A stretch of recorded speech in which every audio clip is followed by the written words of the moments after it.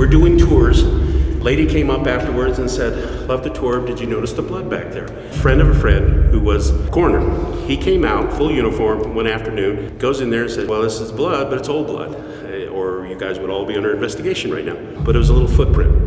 And he says, that's a 7 to 9 year old adolescent girl. It was a ritual. Somebody brought a little girl in here and unfortunately did her in and carried the body out. I never noticed this. We never came back here. It's a little unsettling. We did have a medium come back here. This is why we don't even talk about this anymore. She came in here and she says, unfortunately, a little girl was raped here. And I said, ugh, that's not something I wanted to know. We're here tonight to talk to you, to interact with you. If you're a mean spirit, we're here to f*** with you. Somebody just grabbed my f***ing back. I'm like really on edge and I don't feel very good. What was that? Can you move one of these balls for us? Oh my god, my light just died. My light just died. Hold on, light shot. It's coming, dude. It's coming. Can you tell us your name? Colin, what is that? I don't know. Is that your phone? Oh my god, this is too much right now. I've never had this happen before. I'm literally bleeding out of my nose. It just randomly started pouring blood out of my f***ing nose. Oh Jesus, what the fuck? Okay, well I'm walking to the bathroom now because I'm gonna clean my nose and get a good look at it.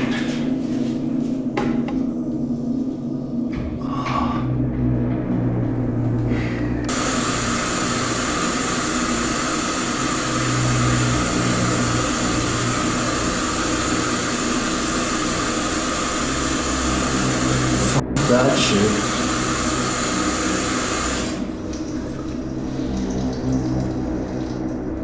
Okay, let's gotta immediately go down as one of the weirdest things to happen to me.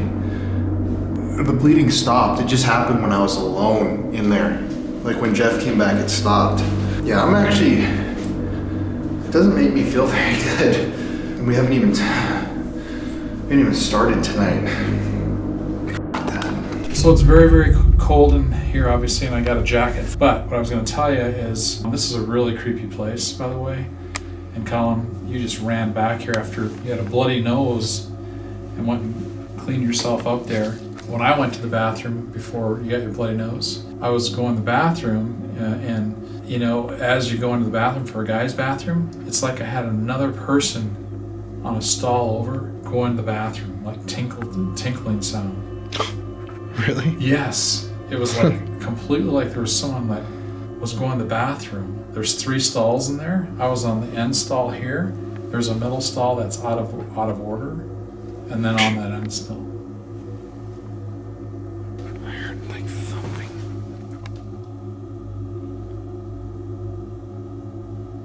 That really freaked me out. I could hear like someone else going to the bathroom, like another guy in there. And so I came out of the stall and washed my hands, again feeling like I was going to see someone in the mirror behind me. And then the tinkling had stopped, and then it was just quiet in there. So I was trying to figure out if it was like, you know, it's not like a toilet running. It's like, you know, when you go to the bathroom and you're peeing in the water, basically, that kind of a deal. Yeah, I was just in there filming, so there was no sound in there. Yeah. No running water, nothing. It's a feeling like when you're out there, like you just, from every which way, there's so many dark doors, and this place is huge, that it's actually, again, scary. Yeah, this is, to me, how I feel. This is really a creepy f***ing place. I mean, we've been in even like Ohio State Reformatory, like that, gigantic. This place is more closed in, you know? It's very, very tight. There's a lot of rooms. So to me, that's kind of the creepy part, you know? Mm-hmm. There's so many rooms. It's like, look at this board. I mean, these are all on this one floor. All these are walls. All these are walls. There's so many rooms. And you can get lost really easily in here. Yes, you get completely disoriented. But at least that's just, for me, and then, you know, that just going to the bathroom. I mean, that was just very, very weird. It's like someone else was in there with me. I'm gonna say also, we have done this so many times and we've investigated so many places. This is genuinely one place that I am afraid of right now. I don't know why, but I feel so deeply uneasy in this building. And it's like this room that we're in right now. I just kind of feel like I want to stay safe. Yeah. Like I want to be here. Yeah. And I don't want to go out. So this feels like a safe room to me. Yeah, I mean, this room is still in the middle. These are all cells around us and creepy rooms, but this is like the one room where it's like, yeah, I don't know, I don't really want to go out there right now. And I'm looking at this monitor, and this is the room they have the most activity, the woman's cell, right? Yep. And again, we don't always believe, I guess, so much in orbs, you know, if you want to go down that path. But I look at all these other, I've been watching since you're gone. Yeah. This one just constantly has like orbs going in here. There's like none up here in any of these places. Look at, you see? Yeah. Look at that. It's like, that is the place look at all of that is the place we have to go. I think it's like, and they told us that's the most active place. But isn't that kind of weird? Looking at Yeah. when you're gone, I don't know if you looked at these monitors. Look at this. But why are there not any in these other ones at all? They're completely clean. So I don't know, that's freaking me out. Getting a nosebleed right away is just like a really bad omen that's never happened to me. And so just, yeah, I don't know. I think we're gonna have to get going though. 'Cause yeah, it's time. late It's already. 12:30 right Is now. it really? Oh my god. We haven't even started.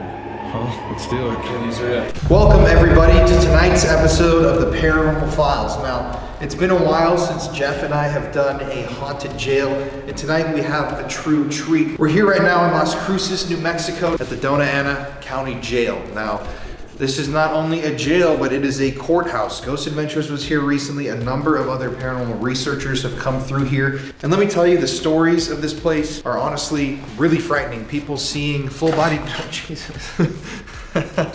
people seeing full-bodied apparitions like a woman behind bars smiling at people. People seeing a woman with black hair over her face crying on the ground. The shadow man, there's an angry shadow man that lives back here. And we're gonna start tonight's investigation in a room covered in the blood of what they assume is a young girl who potentially may have been sacrificed inside of this jail when it was out of commission. So yeah, holy shit, we just wrapped all of our interviews and we are the only ones in this building. It is a massive 4-story jail. It's just us. Come back here, let's just show people. And you know, I honestly gotta tell everybody online, this is a very creepy building and I feel unsettled in here. Like, I don't know, I just feel that like there's darkness everywhere in this building. This, put into perspective, jail was used for many years and a lot of different criminals came through here, murderers, other unsavory characters. There's a lot of corruption that also went on here, unsolved murders that potentially could have happened here, sheriffs that tortured people in this jail for the mafia. It's absolutely crazy, but before we get into tonight's video, here, check this out. Oh, the REM pods went off. Okay. Ah, that's bizarre. Weird, the REM pods already hitting. Yeah. Before we start tonight's video, I want you guys to comment below, let's go to jail. So if you want to win a free Paranormal Files gift bag, we're going to give one away to one of you guys who comments. All you have to do is like the video and comment, let's go to jail. So that's what we're doing right now. We are currently in jail. Not legally, but for filming. I'm gonna give y'all 10 seconds to comment, let's go to jail right now. 10, 9, 8, 7, 6, 5, 4, 3, 2, 1. We're gonna be selecting a winner soon, but as always, everybody, you can follow us on social media. You can become a patron if you want to help support the channel, or you can pick up a piece of Paranormal Files merchandise. We design everything ourselves, super high quality. Jeff's actually wearing, he's got a Stay Spooky hat and his Paranormal Files metal t-shirt. So yeah, this is gonna be a frightening investigation, but let's start the video and let's go back to earlier today. KTSM uncovering the gruesome details of this week's against murder at Apodaca Park in Las Cruces. I'm Natasha Paloma. I'm Daniel Muddy, and police also say the suspect has confessed. Now we have a warning for viewers. The details are disturbing. Las Cruces police found Garcia's body north of the park on Sunday. Now, according to court documents, the victim was found decapitated with several stab wounds. The former Las Cruces cop accused of killing a man will stand trial for murder. A New Mexico man is in custody after police say he stabbed his own father to death. To Las Cruces now, where police say a man attacked with a hammer by his stepson has died. Now we have a warning for viewers. The details are disturbing.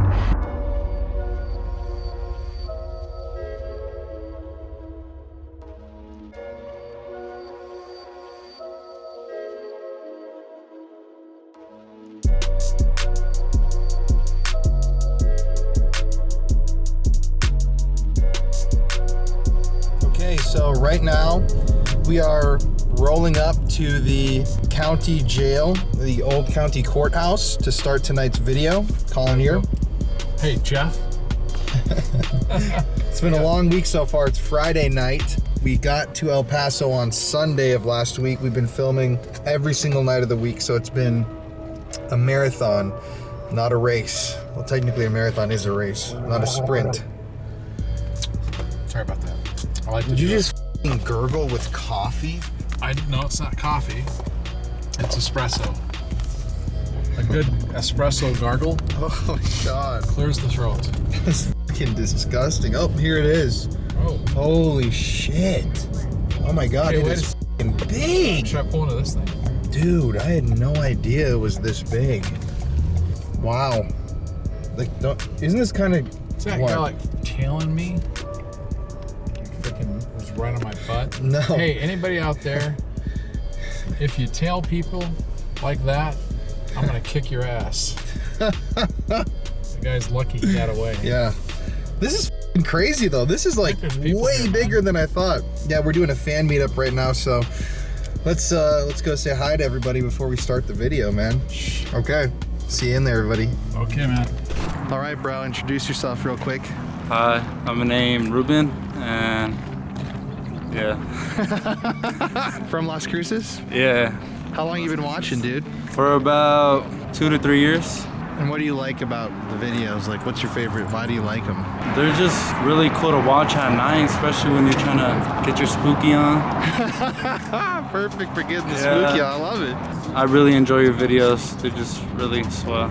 Appreciate it, man. Stay spooky. After we got to the jail, we got the opportunity to hang out with a bunch of fans of the Paranormal Files. Thank you once again to everyone who came out to the fan meetup. Y'all were awesome. We even got to take everybody through the jail building before we investigated it later that night. So I whipped out my camera for a second because I wanted to shout y'all out. Yeah, it is. This is a lineup right here. He was guilty. Hi, my name's Turi Santillana and I'm from El Paso, Texas. Hi, my name's Aiden. I'm from Las Cruces. Alright, what's up? My name's Victor. I'm from El Paso, Texas. Hey, I'm Carlos. I go to school to Albuquerque. My name's John, and I'm from Las Cruces. How long have y'all been watching? Ever since you started, bro. Yeah, since the beginning. I'm gonna start today. We were all in the jail just now. How was it? Like, how did it feel in there? Anybody pick up on any vibe? Presence is definitely weird, but it's just creepy knowing that people got shanked there, killed, and it's a different feeling. It was weird sitting like right next to somebody that got beaten to death. Yeah, I felt my lanyard move. Really? Yeah. Where at? Like when we were entering. Like something kind of yanked on it? Yeah, it was like this. Yeah, it was weird. Yeah, when I was standing in that little restroom in that little stall, just like having the thought of like trying to shower and everyone else is just there. And what the guy said, if you try to shower when they were trying to eat, they like literally like assault you and stuff. So like having that visual of just standing there, like it was pretty eerie. Yeah. It is, isn't it? Would y'all spend the night in there? I would. Yeah, I would. Yeah. Only if I got paid. Yeah, same, bro. Same. I felt something coming when we were coming down the stairs. I felt something like brush across my face. Really? Me too. What do you mean? Like it was like it felt like a hand touching my face. Coming down the stairs, like right over here? Yeah, coming, yeah. So it seems like there's something in there tonight. Yeah. You know? We'll find out in the video when we see it. Yeah, right. Well, thanks y'all for coming out. Stay spooky! Woo! I don't know why the hell I go, woo, every time. Some weird shit that I do there. Hello guys, I'm David Kreider with Southwest Expeditions. We also do Southwest Paranormal Adventures. Didn't plan on that, it's just where we're at that we do that. And this is the 1937 courthouse and jail, annexed the Donna Ana Historical Courthouse and Jail in Las Cruces, New Mexico. We're here for different reasons. Been here 5.5 years. It's going to be converted into a 4-star hotel and conference center, and we do adventure tours, so the investors asked us to stay on. Well, was not planning on doing any kind of things about paranormal, but you can't ignore what's going on in the building. And so we've eventually put together some things so people make their own mind up, their own decisions up when we do tours. But I'd like to take you through the building now and just show you a couple of things that's been going on in here. Awesome.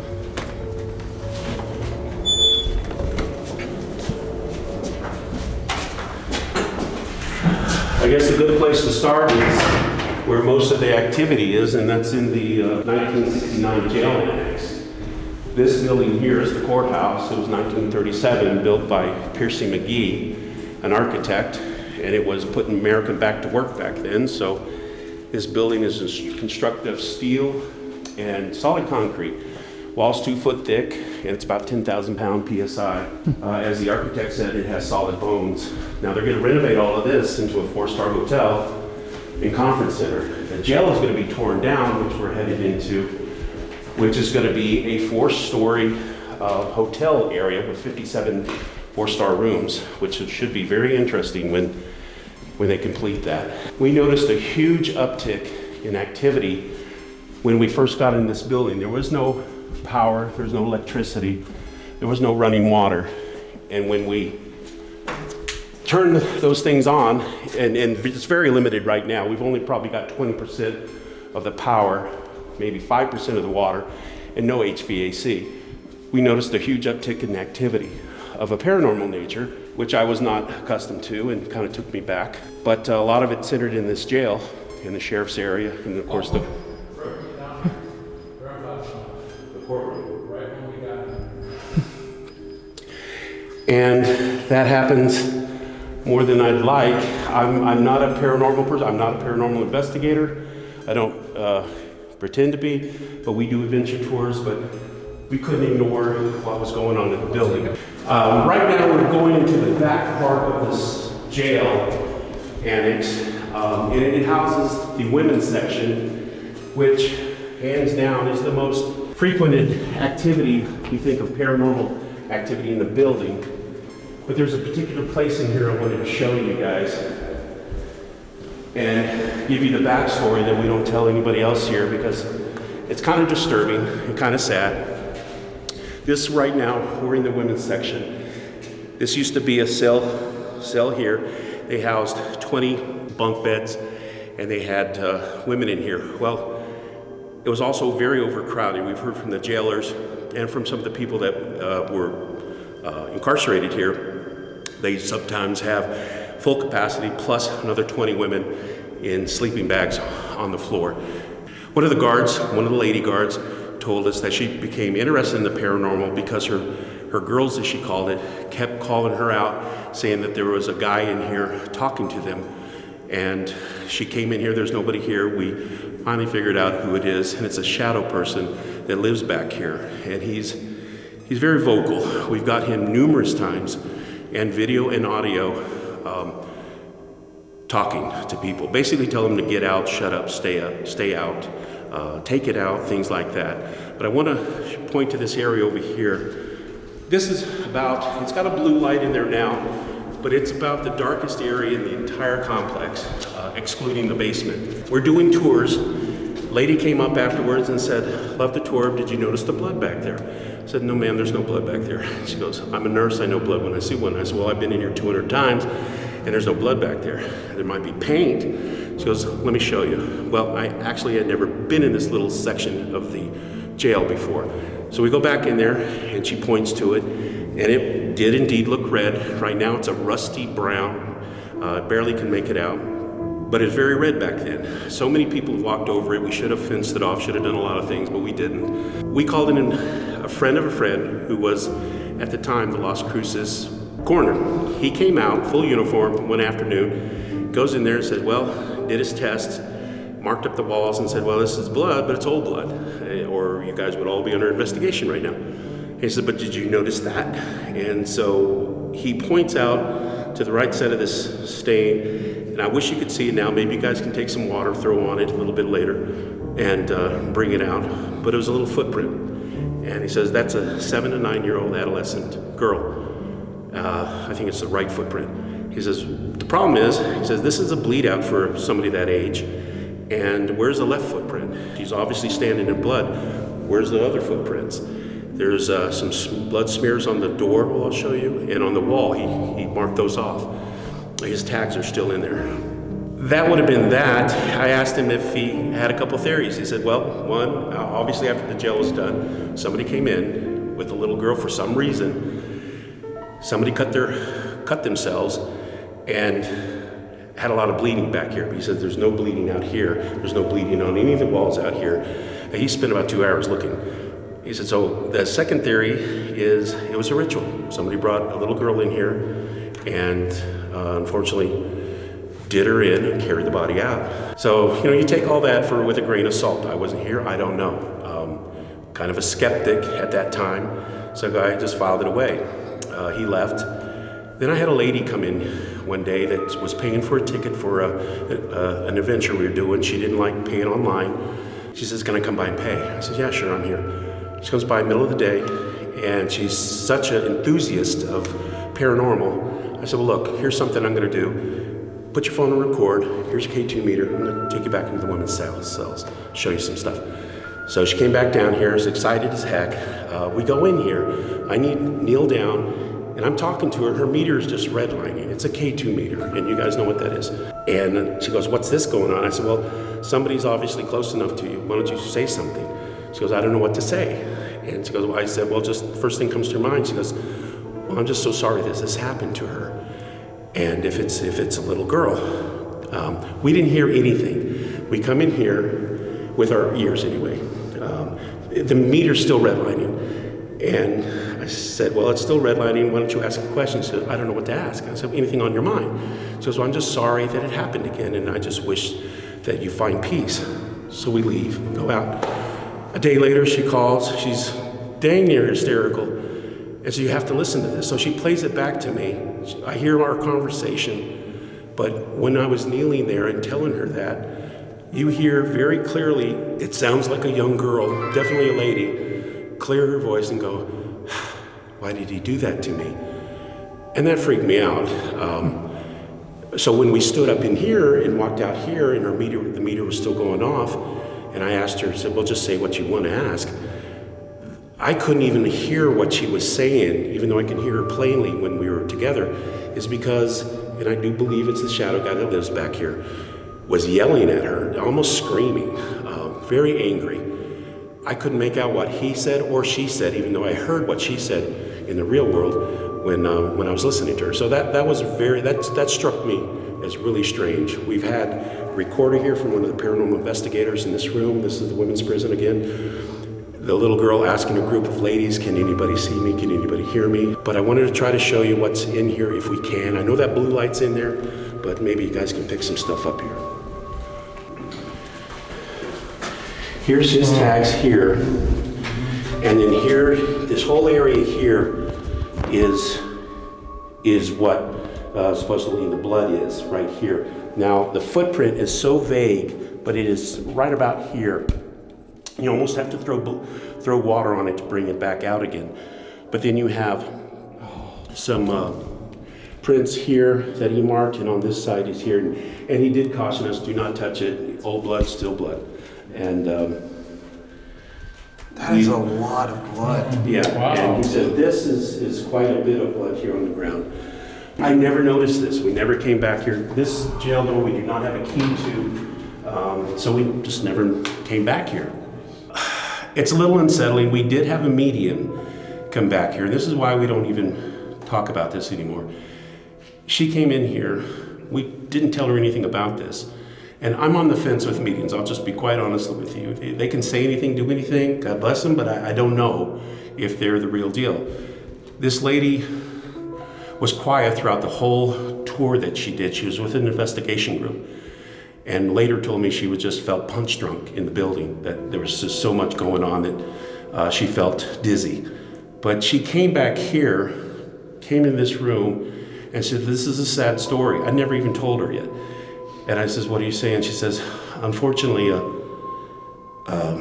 little girl was here. And I said, ugh, that's not something I wanted to know. So we don't put this out anywhere. It is what it is. There's enough stuff going on in this building that everybody that comes in and wants to do a paranormal investigation, they get their fill. And without showcasing this, so we don't. So that's here. That is crazy, though. I mean, that is so much blood. I didn't expect that much. Me either. It's over here even. Is this part of it? Or is That he said, don't touch that either. That looks like feces. The feces, yeah. It's gonna say different. Wow. Now, guys, I want to take you back over here. These rooms here, we call it affectionately Murderers Row. They didn't call it that back then.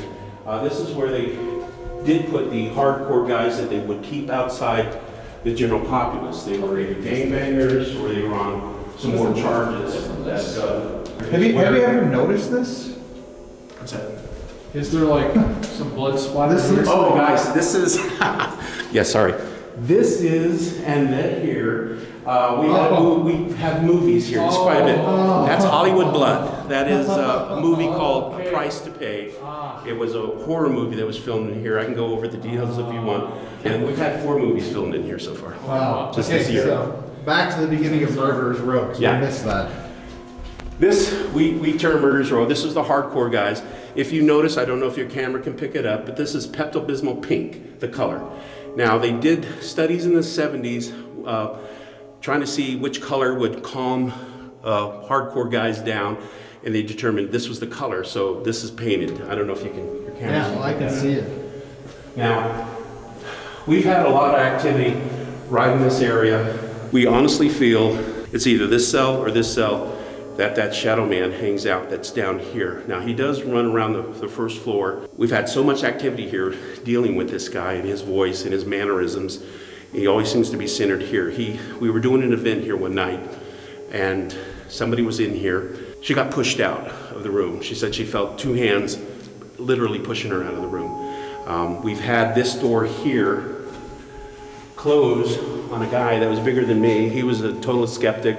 He was here with his wife. They were doing a private investigation. He was filming her standing over there, and we heard him scream from in the control booth. And he came back in and showed us his camera, and his camera started shaking. I go, "What's that all about?" He goes, "This door that he was standing next to was trying to close on him forcibly." What's curious about this place is they're very benign most of the time. I'd say 99% of the time, the entities that live here, and we've kind of figured out who's here just because of the voices, the mannerisms, women, the little girl, unfortunately, 2 men, the 2 shadow guys, a judge upstairs, and a shadow man upstairs, and then this very unfriendly guy down in the basement.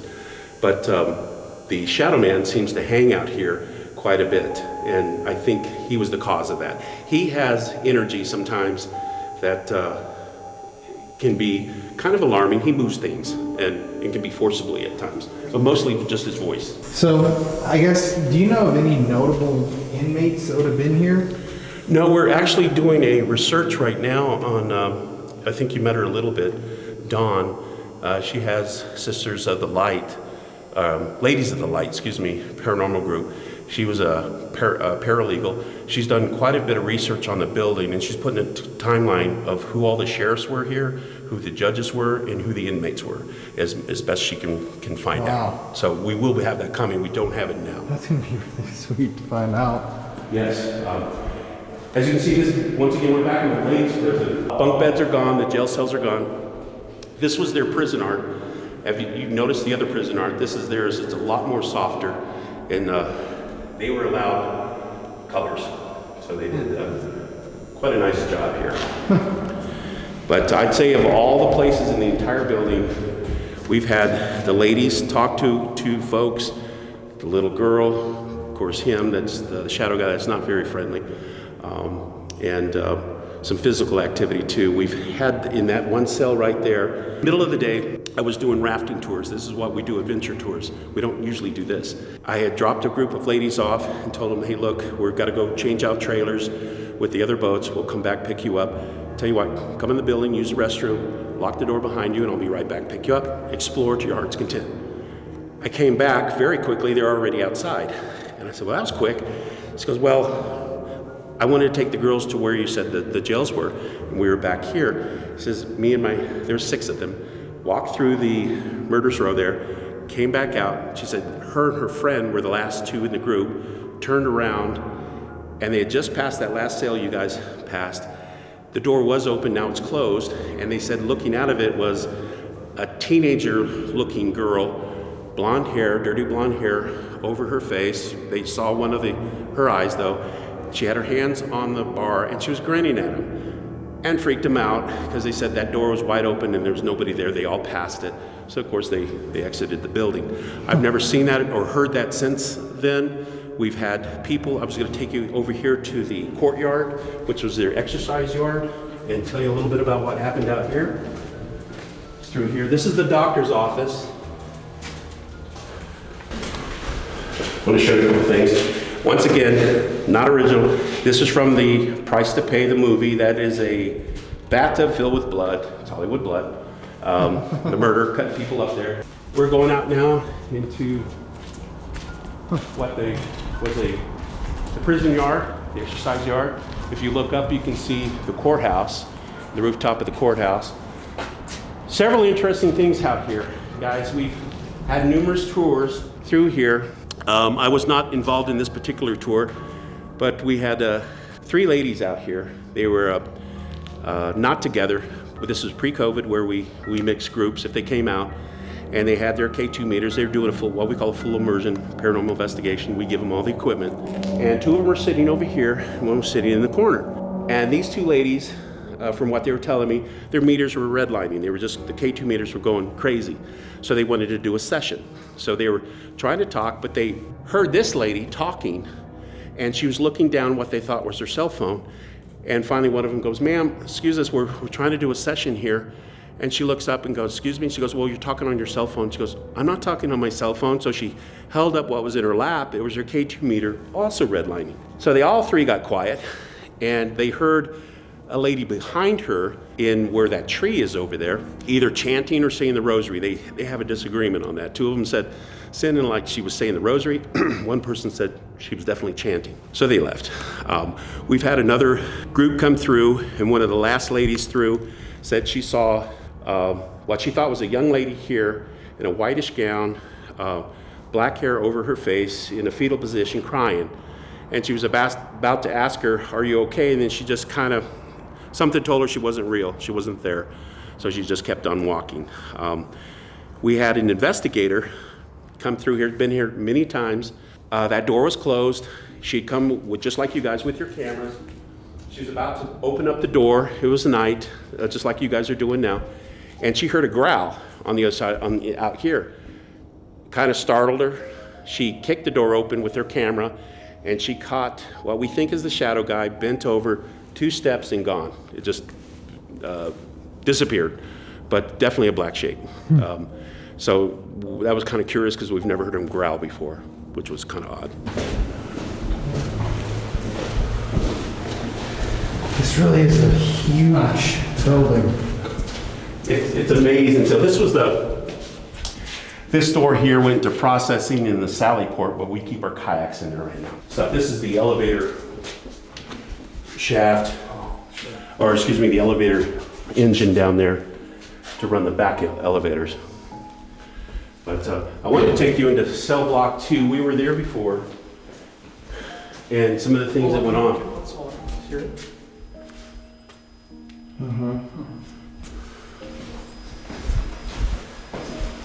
Is that your guys? Yeah. I'm gonna go reset that before we do the Well, it was off. Oh, it just went off. It was off. It was off when we went by it. What the hell?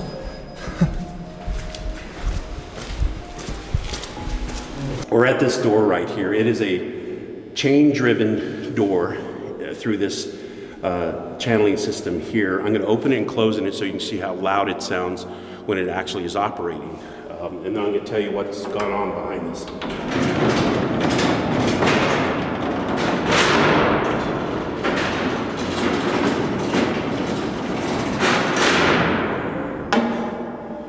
This door has closed several times for two different groups. One, a local paranormal group that sent that video to another group that does kind of what you guys do, YouTube video. And so they came down here to investigate it. And what happened with them was a little strange. The architect that we know, that's one of the investors here, is a big fan of theirs, so he asked if he could come by. I was not here that night, so they said, yeah, you can come by, but stay over here in the corner down the hall. Don't say anything. We're going to be filming in here. So we're going to go over there, and I'm going to show you what kind of transpired. What channel is theirs? Ghost Adventures. Oh, I was like, YouTube. Oh. The first paranormal group was here about 2 in the morning. There was 2 investigators standing about where you were. The cameraman was about where I'm at right now, and he was just shooting them. Night vision, everything. They never used lights. They were talking about different things they had heard. They played the video the next day and realized that door that they had just come through, that Jesus came through, had closed halfway. They couldn't get out through it. They had to go around the other way. And not a noise, not a sound. Now it's chain driven. It's in that system there. You cannot open and close that door by your hand because the inmates would have done that a long time ago. They sent that video to a on-air personality, a group that came down here because of that and because of what happened on the 3rd floor in the old federal prison in this place. So they came out here to film that, and they kind of do the rehearsal thing before they do a shot.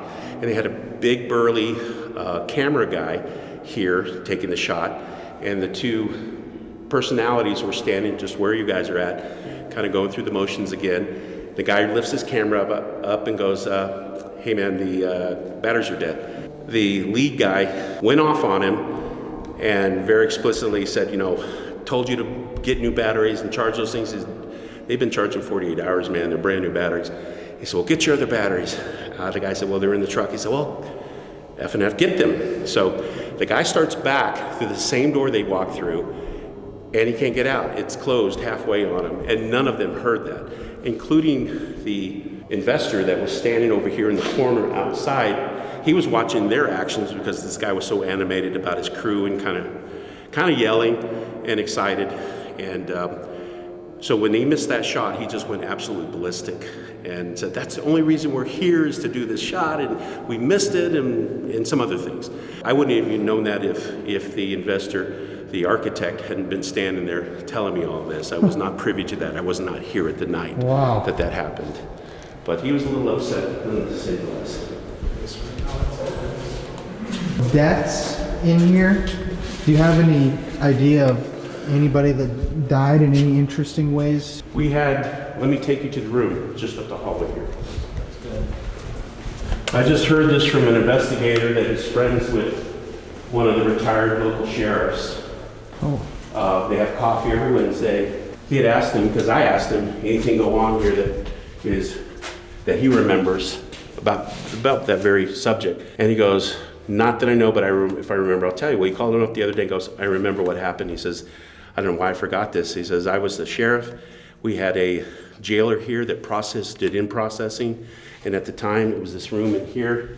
They would bring the prisoners in this room. They'd take all their possessions and categorize them, get them their jumpsuits, and get them out there. He says, I heard my name being called by this fellow very loudly. I come running in. I said, what's going on? He says, the guy collapsed in my arms and he died. Massive heart attack. So he died in this very room right here. We've had some of the ladies that used to work here told us they came to work one day and there was a homeless lady asleep on the front doors where you guys walked in, where we started this. And they tried to wake her. They realized quickly that she had passed away. So they had to cordon off that area. We have an interesting thing here on the second floor, and it's an apparition of what we think is a judge. But a medium has told us he was not a judge, he was more of a counselor. This is a fella that hangs out in the, according to the plans that are here, and I'll show you guys that, you can look for yourself. It's the original 1937 plans. That was the original judge's office upstairs on the second floor, opposite the courthouse, or the courtroom. And we've had probably 4 or 5 people over the last 5 years tell us they've seen an apparition there, either from outside the building or inside the building going into that room. And they always describe him the same way. He's an elderly gentleman. He has a beard, a white beard. He has a handlebar mustache. He has a white shirt and wears a big black bow tie. And he's staring out the window looking east. I've had a homeless man come up to me, and when I was mowing the yard out here last summer, and he says, "Hey, mister, you know this place is haunted?" And I said, yeah, I know. And then he said something that got my attention. He said, "Yeah, there's a guy that always looks up out of the windows upstairs." And I said, "Which windows?" And he pointed to the judge's office. I said, "What's he doing?" And he goes, "Well, he's just looking out the window down the street," which is what everybody says. I said, "What? Can you tell what he's dressed like?" And I guess he's from a distance. He says, "Yeah, he looks like he's wearing a white shirt. And he has he called it a Fu Manchu mustache." I said, "Well, okay, thank you, man." So he turns to walk away, and he stops and says, "Hey, mister, there's lady ghosts in there too." And I said, "How do you know that?" And he goes, "Well, I see them at night." I said, "Well, how do you see them at night?" My suspicion started getting up because we've had some homeless people try to break in here. That's why the bars are on all the first floor windows. And he goes, "Well, I sleep in these bushes over here across the street, but I come over to your bushes to pee." I said, "Man, don't do that." And, "Oh, no, I'm not gonna do that anymore." I said, "So you see them from outside the windows?" He goes, "Yes." And I says, "What do you see?" He says, 2 ladies walking down your hallways, and they're wearing brown dresses, and one's Hispanic and one's Anglo. The Hispanic lady has long black hair. I says, "Okay." I said, "What are they doing?" He says, "They're just walking down their hallways." And I said, "Okay." So apparently he's very sensitive. I've never met the guy before. He might still be over in the bushes next door.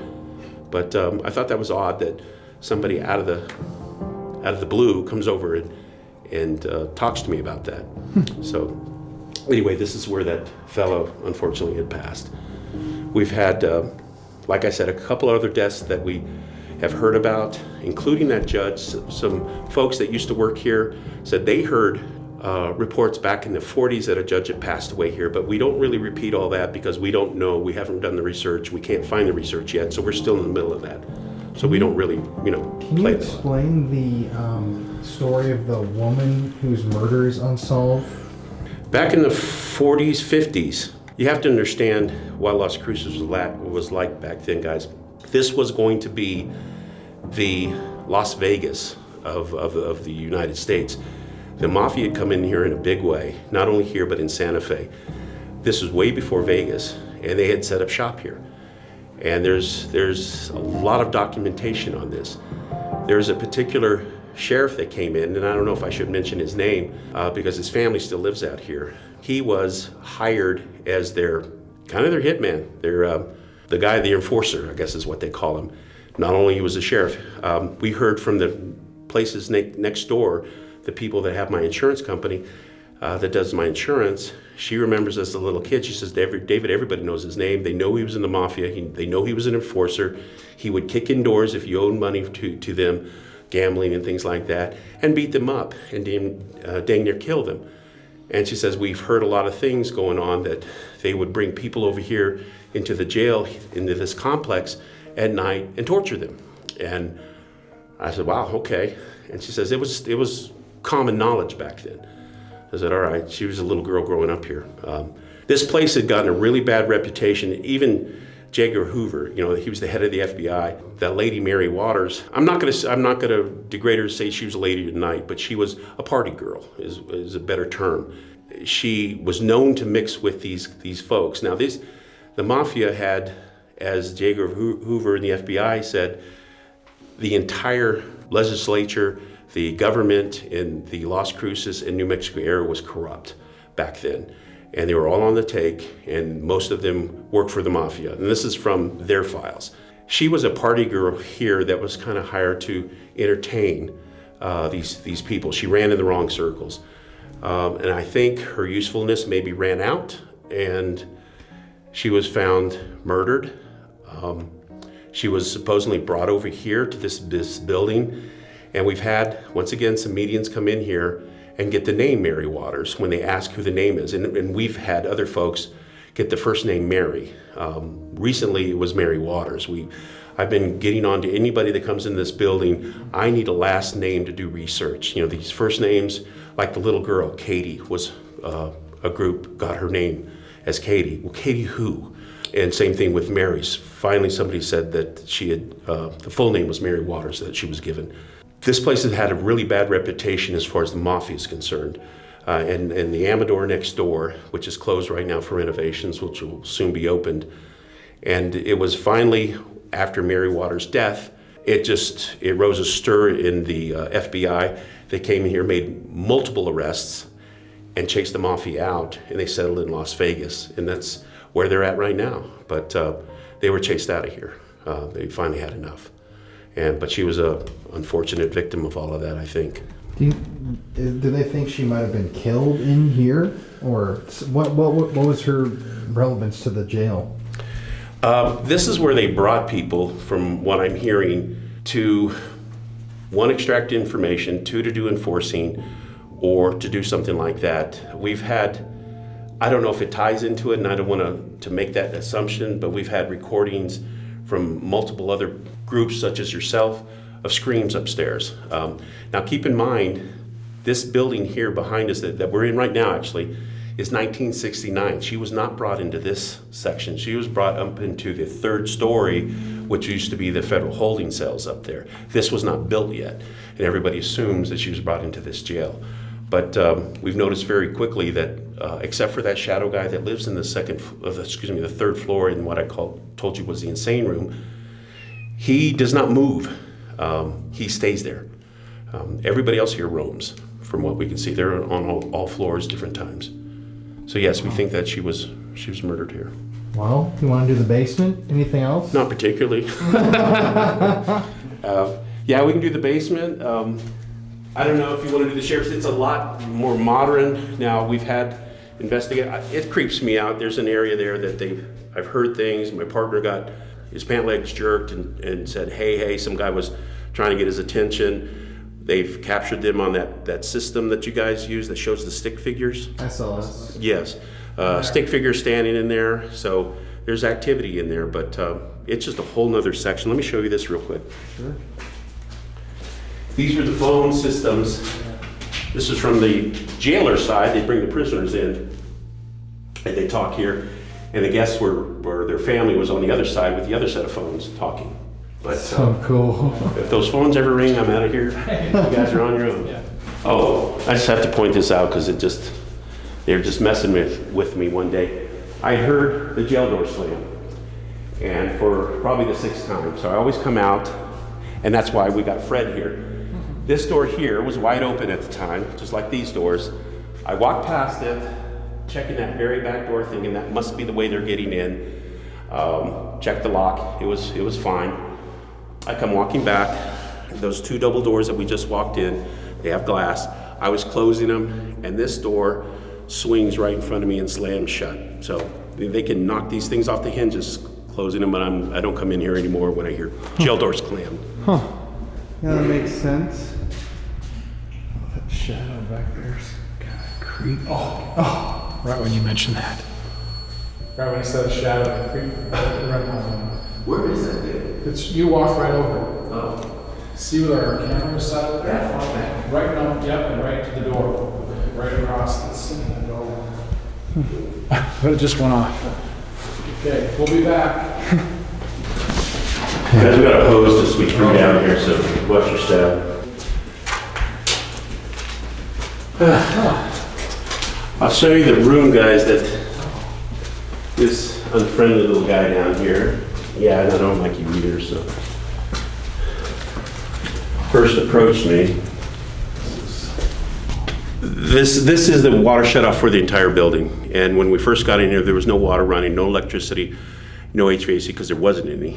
And so part of what I was doing during the day, I was coming down here, pushing this thing on, checking the faucets upstairs and the different sinks to see, what was working, what wasn't, where there was a leak. And I've been down here about 4 or 5 times that day. So coming back down, I just reached to turn this off, and I heard 2 steps right behind me, and somebody came up right on my backside and stayed there. I mean, literally pressing up against me. My hair stood on end. I got that chill thing. It was like cold, and it was summer in here. I was sweating down here. And I told him, get away. I could tell it was a male. You can just tell. It's just the energy. He didn't move. I said, get the hell away. He did not move. And finally, when I said, in the name of Jesus, get away. It took 2 seconds, but he finally backed off me. And that was pretty much my last time coming down here alone. When I come into this building to do maintenance or open up for different things, it's not that I'm scared of these guys. There's nothing they can do to me. And there's not, I don't think, because I would shut it down. But there is a lot of different entities in this building. Ladies, men, women, judge, shadow guys. And why they're here, I have absolutely no idea. I'm not an investigator. I just know what I know over the last 5 years of what goes on in this building. Sometimes it's very quiet. It's very peaceful almost. When I come in, nothing. I can't sense anything. And other times I open up those front doors and I get this feeling going, oh crud, they're running around the building now. And I don't like those feelings. And usually when I can sense it, because I'm pretty dense, I'm not a psychic or anything like that. But when there's strong weather out, like storms, high winds even, it just seems like it gives them all types of energy, and they just want to be around people. They want to talk to people. And so one of the things that we always tell folks when they come in here, I always ask who's sensitive in the room, who's had an experience, because just not being a scientist, not being an investigator, but from the last 5.5 years, I always see that the people that are the most sensitive is the ones that their meters are going off, that they're having experiences, that they're getting touched, that they're hearing things that the other people don't hear. And I think it's because these entities here know that, not just these guys, but maybe all of these type of entities. They know who's sensitive and they want to seek them out. And I've just seen that from my own eyes. Nothing scientific, just observation. The person that lives down here, other people have experienced him, and when I say other people, medians and some paranormal investigators, folks that were sensitive. He's an older man. He's very, very abrupt, very rude. Get out, stay out, get out of here, why are you here? Kind of thing. He seems to live towards the back end of this place, and I'll show you. This basement of this building was a fallout shelter because it's solid concrete, and it has safes in it, and the safes were from when the building was in 1937. They stored firearms and drug paraphernalia awaiting trial down here, and that's why the safes are here. But I'll do you a walkthrough real quick.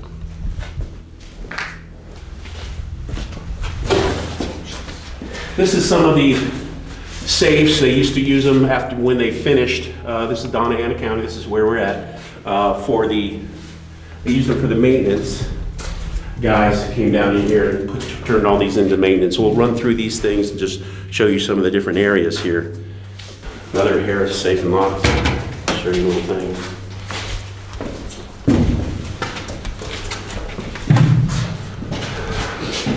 We had a lady come on one of our tours. She said she used to work for the county here.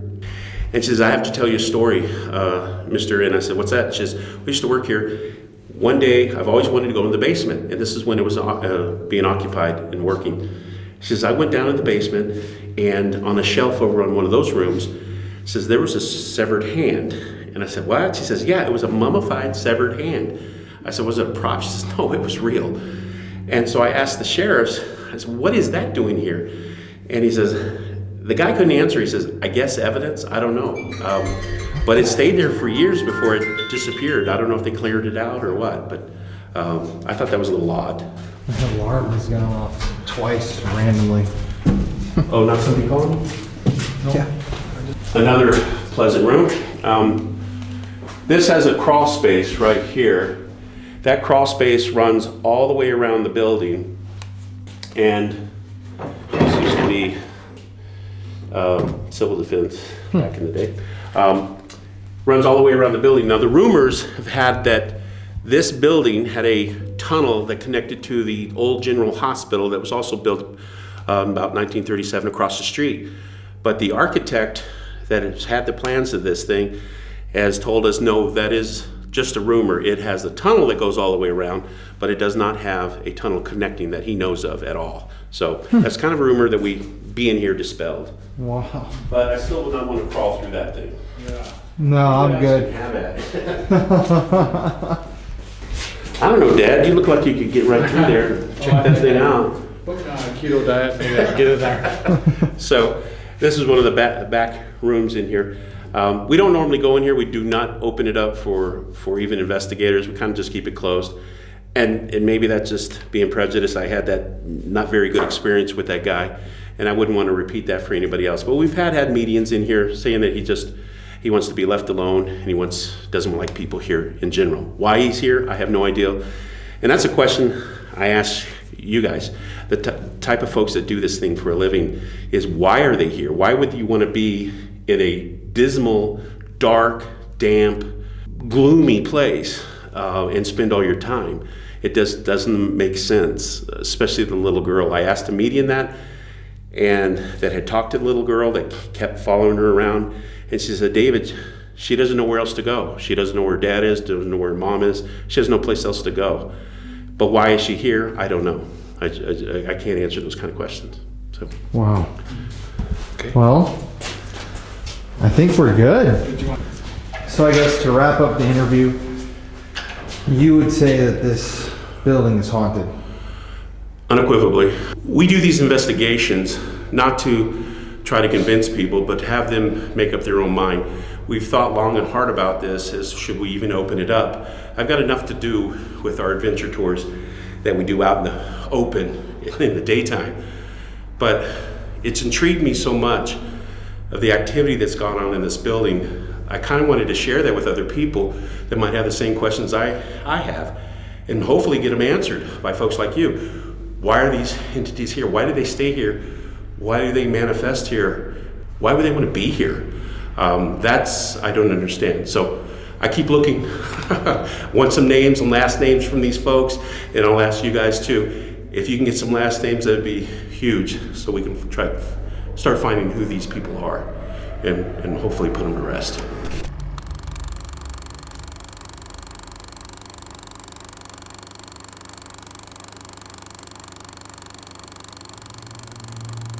Hey, so my name is Al Davis. I'm part of Paranormal Research Investigations out of El Paso. I'm a federal law enforcement officer, and I've been part of the team for about three years now. And here at the Old Mesilla County Jail, I mean, I've been here about 3 times now.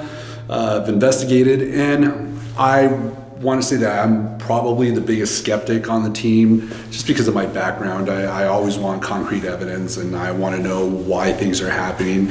So can't say that I've ever really felt a lot of things wherever we go, because I'm the one who tries to debunk things per se. But here at Old Mesilla, I mean, at the Old County Jail, there's this particular area that I literally just felt like somebody grabbed my sweater. Did you really? Yeah, and I'm not even f***ing with you at all. Like what kind of feel? Like literally,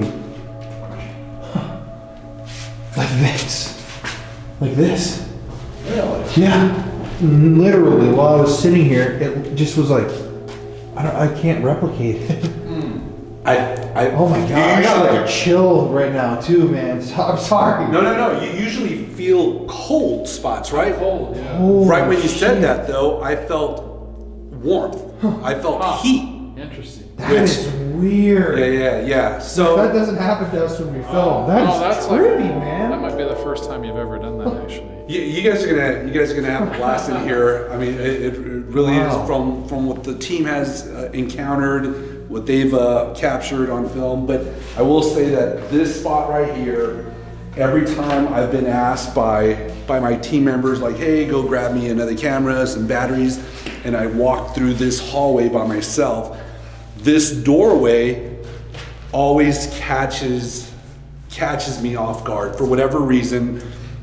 Crossing this threshold, it lures me in, and I just get the craziest feeling in here. We can go in here really quick if you want.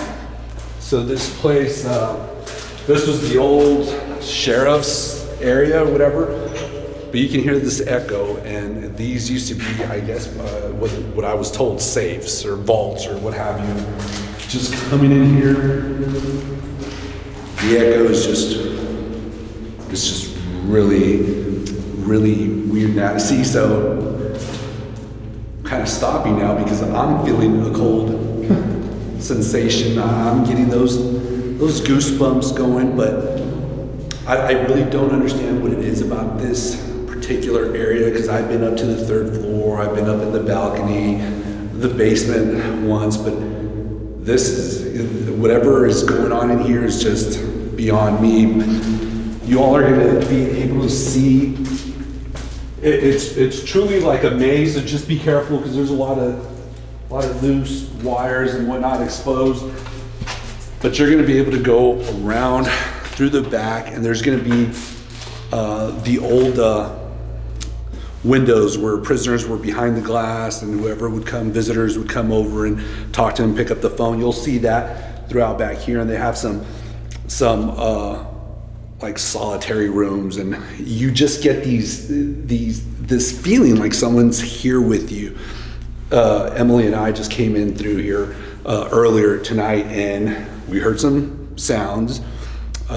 We heard voices, and we felt like someone was in the room with us. So this is a strange little area, though. Yeah, you can come over here and you can see. I guess they kind of blocked it off on the other end. I guess you could, back in the day, you can come over here and just, hey, I need a birth certificate, or I need a, whatever. Is there a warrant out for my arrest? What have you? Here's another one of the vaults. You can go in there. Again, it's solid concrete, and no one's getting in, no one's getting out. But it really is a maze, because you have all these different areas back here. You got a couple of rooms to the left, but this is where it kind of takes you into its own maze. Wow. Right? And go over to our right, you're gonna have, yes, these are offices. Over here to our left, you can take your pick. You can go left, and there's more rooms. Go right. Wow, this is a eerie area back here. Yeah, it really is. And oh my gosh. It really is. And when we were back here, Emily's the one that's, she's really gifted, and she heard voices. She heard someone tell her, get out. You need to get out now. Right when we were in here. So again, I'm the skeptic. I don't know if you guys are feeling anything. I just, like in certain parts back here, I feel. No, I feel eerie. Yeah. Sure. That's a good word. I mean, when I say that thing, I felt like it just got tugged. Right. I never claimed anything like that, and that was. I'm still thinking about it like it was a pull like that on my shirt. And I don't understand why, when you felt that, I felt warmth, because usually you feel cold. Yeah. So to me, it doesn't make sense. So again, these are kind of just weird rooms. They're blocked off. There's nothing really for you to. I mean, obviously there's no windows.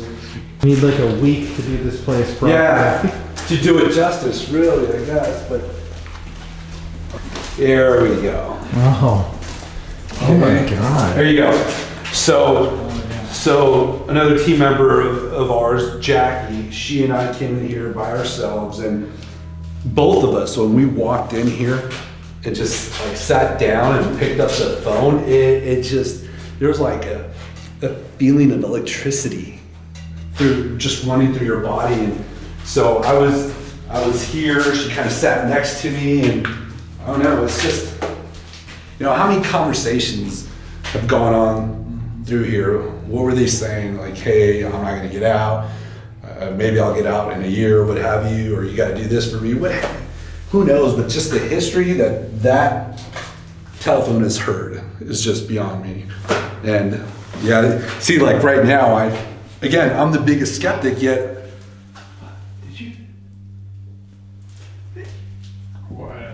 Did you knock on something in there or rumble something? No.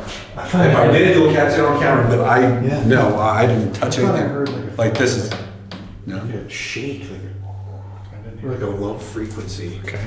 And it's not It's not windy outside, so. No, it is completely still. Let's see. This will lead us out, I think, back into the cell block. Here we go. Main hallway, right? Here we go. Oh, and the REM pod. Listen, do you hear it? Oh, it's going nuts. Check it out. Is that rumbling like a car? Not right now. It's like going crazy. How far down did you all put? Yeah, where is it? It's right there. Is it right there on the floor? It's right there.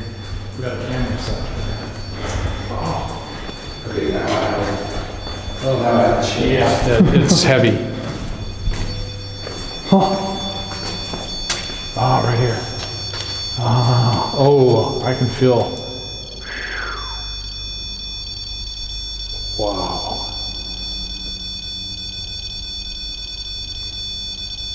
Fuck, we haven't even started and it's just loaded. We're right on it here. Yeah. So good with our camera. Yeah, so at the end, that hallway down there, that's where I know Ramiro, I believe, has caught some shadows just kind of like peeking around the corner. It's, Oh, yeah.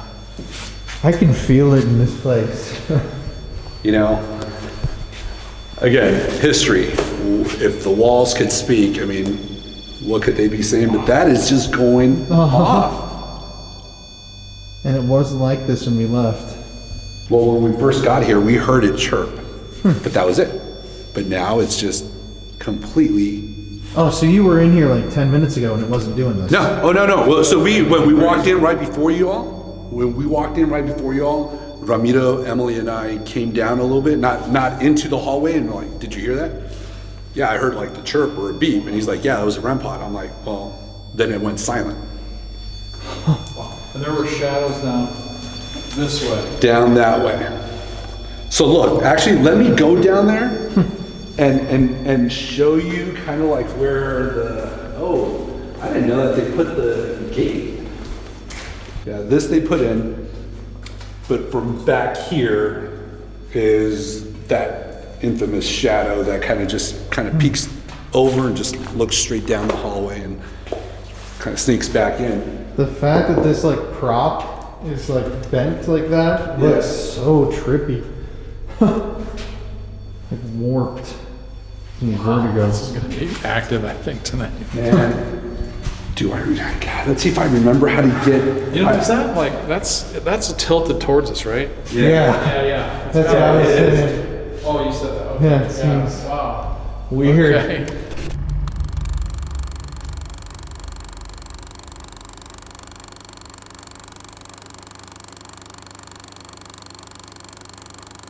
I've explored this place, we've investigated this place. Lots of things happen here. We didn't expect as much activity to occur as it did when we first came in 2011. Just to let you know, there are mazes here. There's offices within offices and they're just dead ends. Nobody knows why they were built that way. So what we're doing is we're going to the third floor. And on the floor plans, the original floor plans, they have a room in here and it's labeled the insane room. Now, we know that's not politically correct nowadays, but back then, when the building was built in the 1930s, that's what it was for. So this was the original jail area. And if you walk in here, you can see. Oh my God.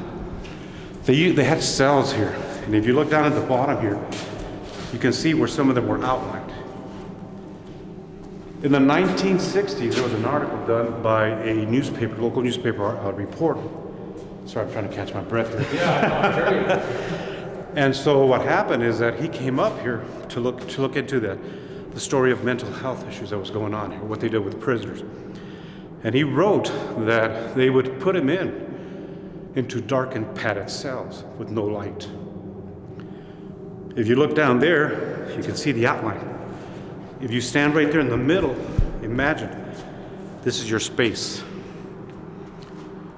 And you have mental health issues. So this is that's how big the cells were. Wow. Yep. Of all the records that I found, those are what they're described as. They had other open cells over here. When people were brought in, they were usually brought in from over there. Walk you over there. And some people get a bad, not a bad vibe, but a very weird vibe in this area over here. And the only reason I can think of why they get this weird vibe is because if you turn and you look, you stop right here, you turn and you look. What do you see over there? Reflection. There would be somebody standing back there watching you, the prisoners being brought in there. So there was always a faceless person back there. What do you mean? You can't see it. If you look over there, you'll see it reflects light. But sometimes if the light hits, because I've been in here during the day, yeah, if you're in there, you can see probably like a figure if you were standing in there in broad daylight. But at nighttime, you can't see anybody in there because everything reflects. So when we came up here to film that episode with Ghost Adventures, Zach stood here and he kept looking in that direction like he was like fascinated. Something kept drawing him over there. And he kept talking about seeing a dark figure standing over there behind the glass. But it was locked back then, so there's nobody could get in there. But many people have said they've said a sensation of somebody standing there watching them as they've gone through the stairs over there. So they have two sets of stairs, one that way, one that way. These stairs right here are blocked off, but they used to go down immediately to the courtroom. And that was for prisoners that would be brought in, taken directly to the courtroom, and then brought back up here. So if you look down this way, you'll see that room at the end. On the original floor plans, when this building was constructed, that room was actually labeled the insane room. And they would house people in there. So in 2011, we went in there. And one thing I always tell people ever since then is never provoke here, never antagonize. I've investigated other facilities. I was actually asked by a federal law enforcement agency to investigate one of their facilities. And one of the things that I found is that in places like this, you have all this anguish, you have all this negativity that builds up in a place. And then a lot of it stays behind. The other place was the same way. I was doing a joint investigation with another team, and one of their team members kept provoking. And I said, don't do that. And he didn't listen, and so we were standing in there, and we'll walk in that direction. So what happens is that in here, we started getting EMF readings, right? But as you can see, there's no electricity here. All the wires have been literally stripped out. Yet we were getting readings right over here, and they were all about this height. And when we looked back into it, there was actually bunks here. So this is where they would sleep. But we would get readings at this level. Nothing here, just at this level. So he's on the other end provoking, and I'm telling him, don't do it. It's not a good idea. He continued, okay? We then decided to go ahead and walk out and go to the other end of the building here. So I start walking out, typical horror movie, send the minority out first. And so we started walking out. There's three of us. I walked out first. The second investigator was about 5 feet behind me. The third investigator was about 15 feet behind us, the one who had been provoking. We passed by here, and we got to that first column right there. See that column right here to the right? Okay. We got there, and we heard him yell. And in our cameras, we immediately turned around to see what the heck was going on. So he was standing right here, and he's grabbing his neck, and he's turning around, and he's in pain. And we said, what happened? What happened? He goes, something on my neck. We came back here, and we checked his neck. And sure enough, we said, it looks like you got a big scratch right there. First thing I did was we checked to see if there's any electrical wires or anything hanging here. There was nothing here. As you can see, pretty much everything's been stripped out. When we took him downstairs, he had almost like somebody took a sharp object, and basically, we said he was shanked, is what it comes down to. He had it from under the hairline all the way down under his shirt. If it had been something sharp, it would have probably damaged the shirt, but it didn't. But somehow or another, it was under the shirt as well. He was so shook up, he almost left that night. It was just too much for him. This area right here, many people have said they've heard a woman crying in here. There's been psychics, mediums, whatever you want to call them, saying that there is a woman who's trapped in here, who's fearful, does not want to leave, which is sometimes typical of those who have mental health issues. So some believe it's somebody still resident here from that time. Down on the first floor, there's a shadow that has been seen. In 2011, we met the caretakers, and they talked about Bubba. That's what they had nicknamed this dark figure. And he walks back and forth. He patrols that main floor jail cell area. What we typically do is when we investigate, we'll then set up our cameras, we'll investigate, then we'll walk out, we'll leave cameras running, and we go out to eat dinner. And then we'll come back, we'll continue the investigation. During that time, when the building was locked up, this shadow figure is recorded on our cameras from that hallway, and it appears to be an intelligent thing because you can see it pop out and then pop back in. And then about 2 minutes later, it sticks further out and then pops back in again. But there's nobody in the building. Later on, I went back and I was reviewing the video because we do daytime surveys. And unknown to me at the time, I was using a full spectrum camera. We were walking down that hallway, and I didn't notice it. Nobody else would be noticed it, again, until I reviewed the video afterwards. And this was in broad daylight.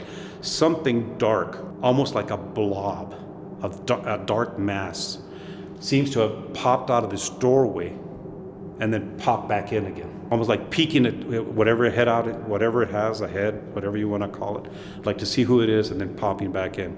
That particular hallway is, I guess, one of the more, I would consider also one of the more active areas because we've recorded a woman's scream and we've heard a woman's moan sound come in there when we're the only ones in the building. And we suspect it may be related to the story that I had told you all earlier about a young waitress named Mary Waters. Mary Waters was a young waitress in 1950s, 1951, I believe, if I remember correctly. Local police department found her laying on the street. They assumed she was drunk, so they brought her in here, put her in a cell. Records show at 12:35 a.m., 35 minutes after midnight, which some believe, like I said, it's the start of the witching hour, they heard her scream. Not more than 5 minutes after they put her in the cell. They ran back into the cell. They found her dead. But the most unusual part is that when they performed an autopsy on her, the coroner reported 2 different results over a week period. I later on did some research on it. I actually found a letter that was written by one of the guys who used to work there that night. He wrote it to the city councilman. I guess he was trying to cover himself. And he said that when they went in there, he said nobody hurt her, nobody touched her, but when we ran into the cell, she was already dead. But he said the most frightening part about it was that her face was contorted like she had been scared to death. So to this day, we think Mary's still wandering this building, among others. So I want to ask you, so when you say provoking, what do you mean? What was the person doing? You use language that is meant to be antagonistic. He was trying to do it to get a response. Calling him, I don't want to say it now because, I've seen the response here. Mm-hmm. But when I say, provoking, he's like, you walk into a bar and you want to start a fight? Yeah, go ahead. You're going to get a fight.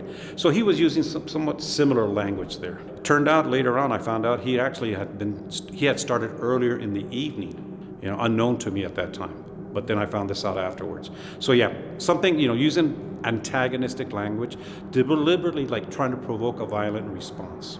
Like, I'm going to knife you, or hey, no, you want to fight? No. I mean, that's what he was. No, he was using, he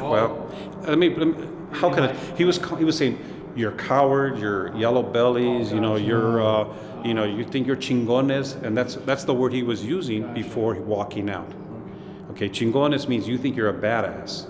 Guess what's going to happen? Somebody's going to challenge you back. I'm not so badass anymore. Yep. So the bottom line is, if you guys want to antagonize, you want to use provocation, you want to use words like that, just be aware there may be consequences. Do you think that this is a building that has a somewhat violent haunting based on some of the anger? It could be, because in the 1960s, there was riots here that, because of inhumane conditions at the time, they had air conditioning. Back then, they used to use the old swamp coolers, as they call them, that used the water that ran through the filters, right? Well, they all went out, and they were out for over a month. So when in here during the day, when we were here in 2011, the temperatures in here were over 105. And this was just on the first floor. Imagine what it was like up here. And you're living in conditions like this and overcrowded cell conditions in that type of temperature. What do you think is going to happen? You know, people are going to get ugly, they're going to get fed up, and they're going to start taking it out at each other.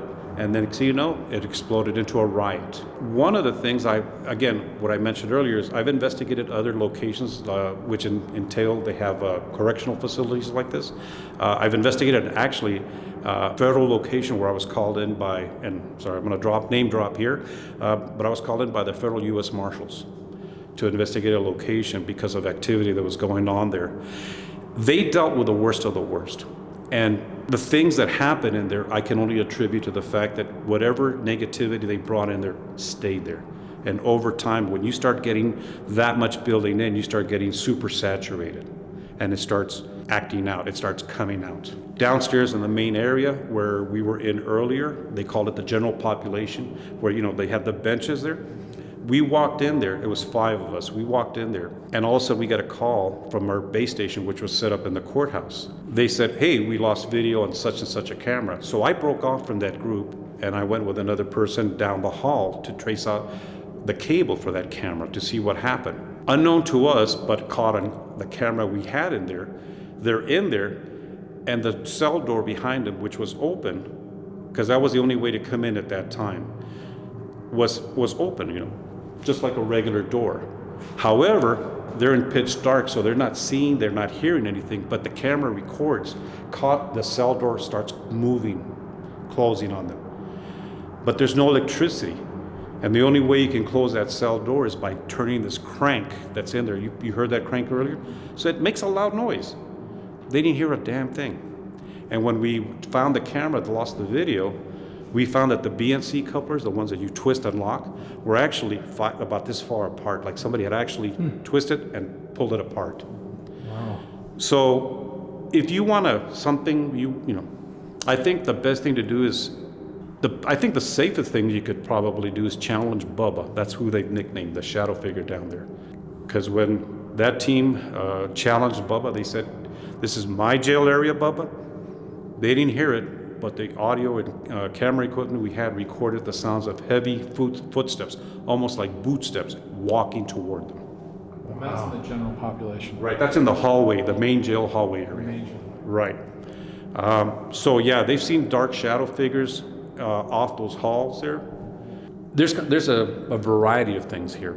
Women's, the women's voices we recorded, what happened here in the insane area, the shadow figures we have seen downstairs, the footsteps that we've heard, the sensation that somebody is following you or even standing right next to you. So this place is haunted. Lots of things going on in here. Okay, perfect. So down there's a bunch of offices that some of them dead end.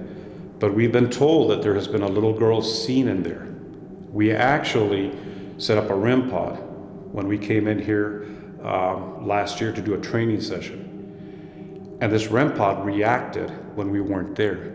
And we caught this mysterious flash of light in one of those offices, but there's no electricity.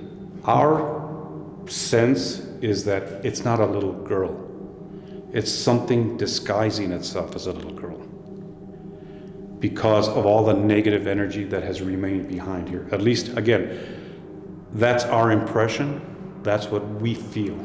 Emily, our gifted team member, she said they should not be confusing this with something or someone they believe is innocent. Okay, so that might be an area for you guys to check out. He really knows how to creep a person out. And he's like, okay, see you guys. Really? Yes. Okay. So since I've been in here, my left eye, and you probably have it on film, it's like burning, and then I actually have a little bit of pain here, but it's mainly my eyes, like I put cold on it from my hands cold to make it feel better is why I'm doing that. Okay, don't say that. Because, and I say that because here's the thing. We believe you're sensitive. And whenever something is there,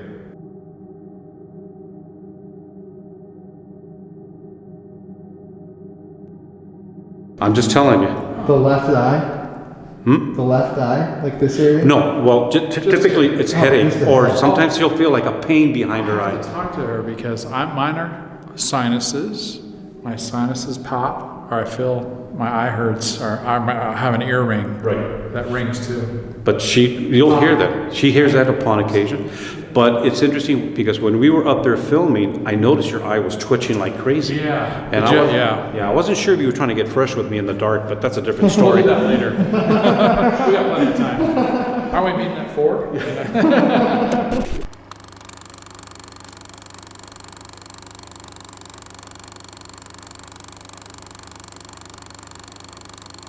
Hi guys, I'm Emily. If you've seen the Adobe Deli episode and that I was also on there, for those who didn't check it out, you should. But I am an intuitive as well as a paranormal investigator, and I've been here before and I've got some interesting takes on this building. So what do you think the presence in this building mainly is? Well, mainly, I mean, it's men. You know, there's some stronger, more negative ones here. There's a few women that are here, but there's not many. I want to get into what Ramiro was talking about with the little girl in this area. Right. So there's some people who believe that there's a little girl in here. I don't think she's actually a little girl. I think that my impression is that it's like a 18, 19-year-old young man, and he uses that as like a decoy almost. It's funny because when we were investigating in here and we were bringing up how there's a little girl or whatever, one of our investigators, she actually was like, oh, I feel somebody right here. And I knew he was there. And then all of a sudden, like, Ramiro got like all edgy and like was like freaking out, like, put out your boundaries, you know. I don't think she's a little girl. And I'm like, she's not. And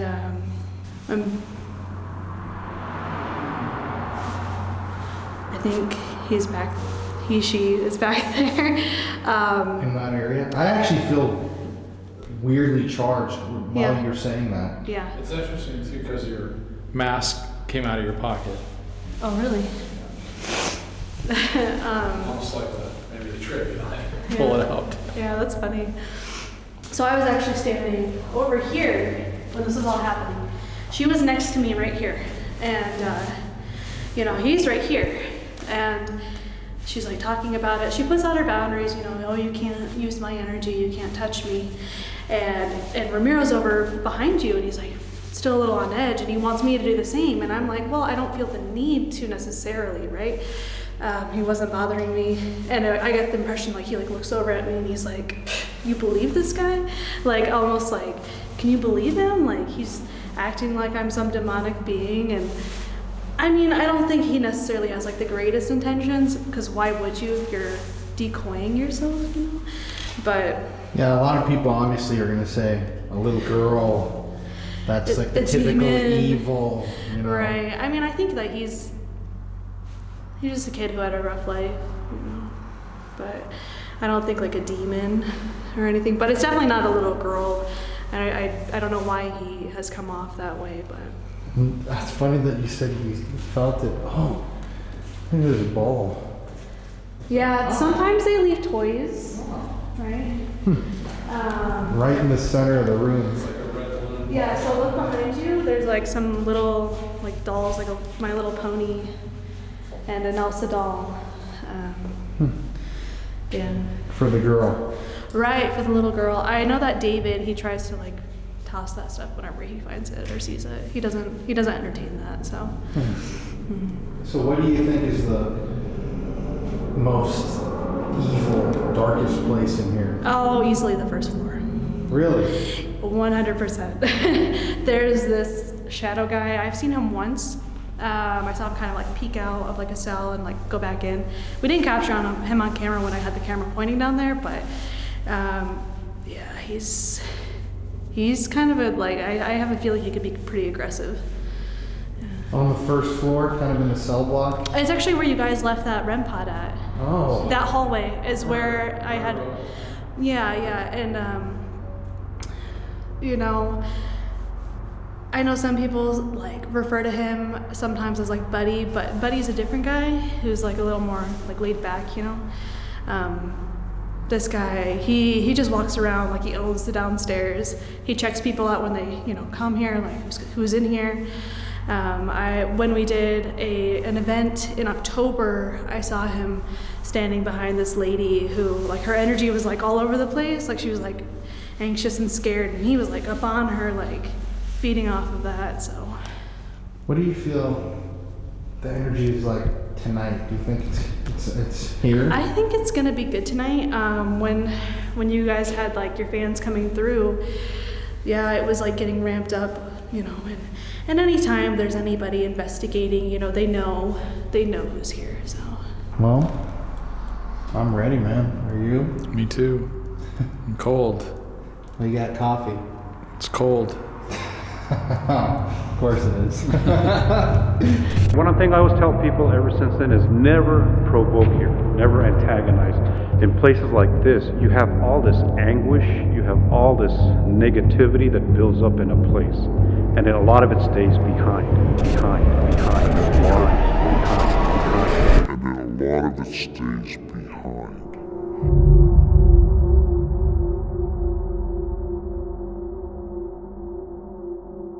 Hey guys, so what the fuck?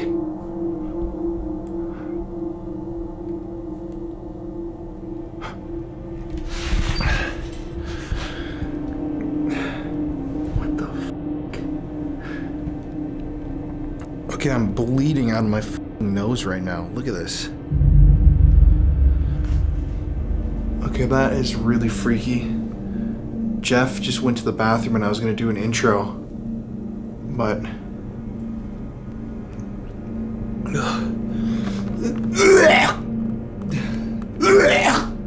fuck. Oh Jesus, what the fuck?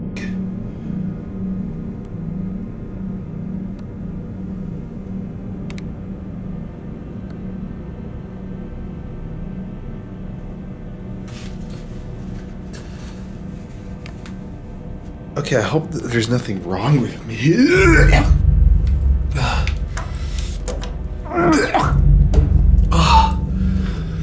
Okay, I've never had this happen before. I'm literally bleeding out of my nose.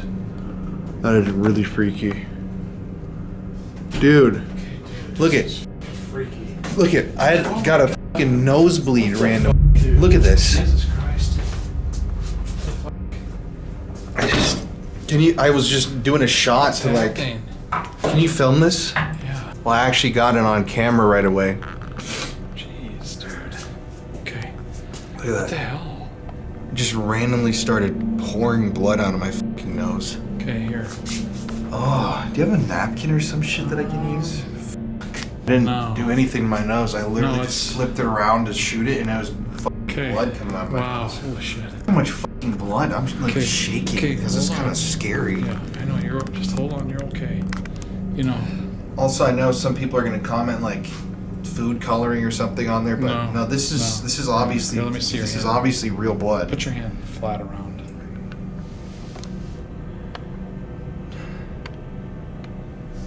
Okay, well, I'm walking to the bathroom now because I clean my nose and get a good look at it.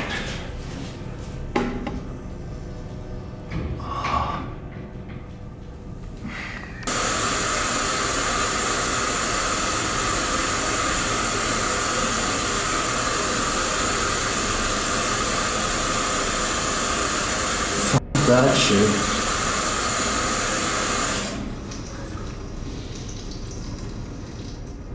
Okay, that's gotta immediately go down as one of the weirdest things to happen to me. The bleeding stopped. It just happened when I was alone in there. Like when Jeff came back, it stopped. Yeah, I'm actually, it doesn't make me feel very good. And we haven't even started tonight. So it's very, very cold in here, obviously, and I got a jacket. But what I was going to tell you is, this is a really creepy place, by the way.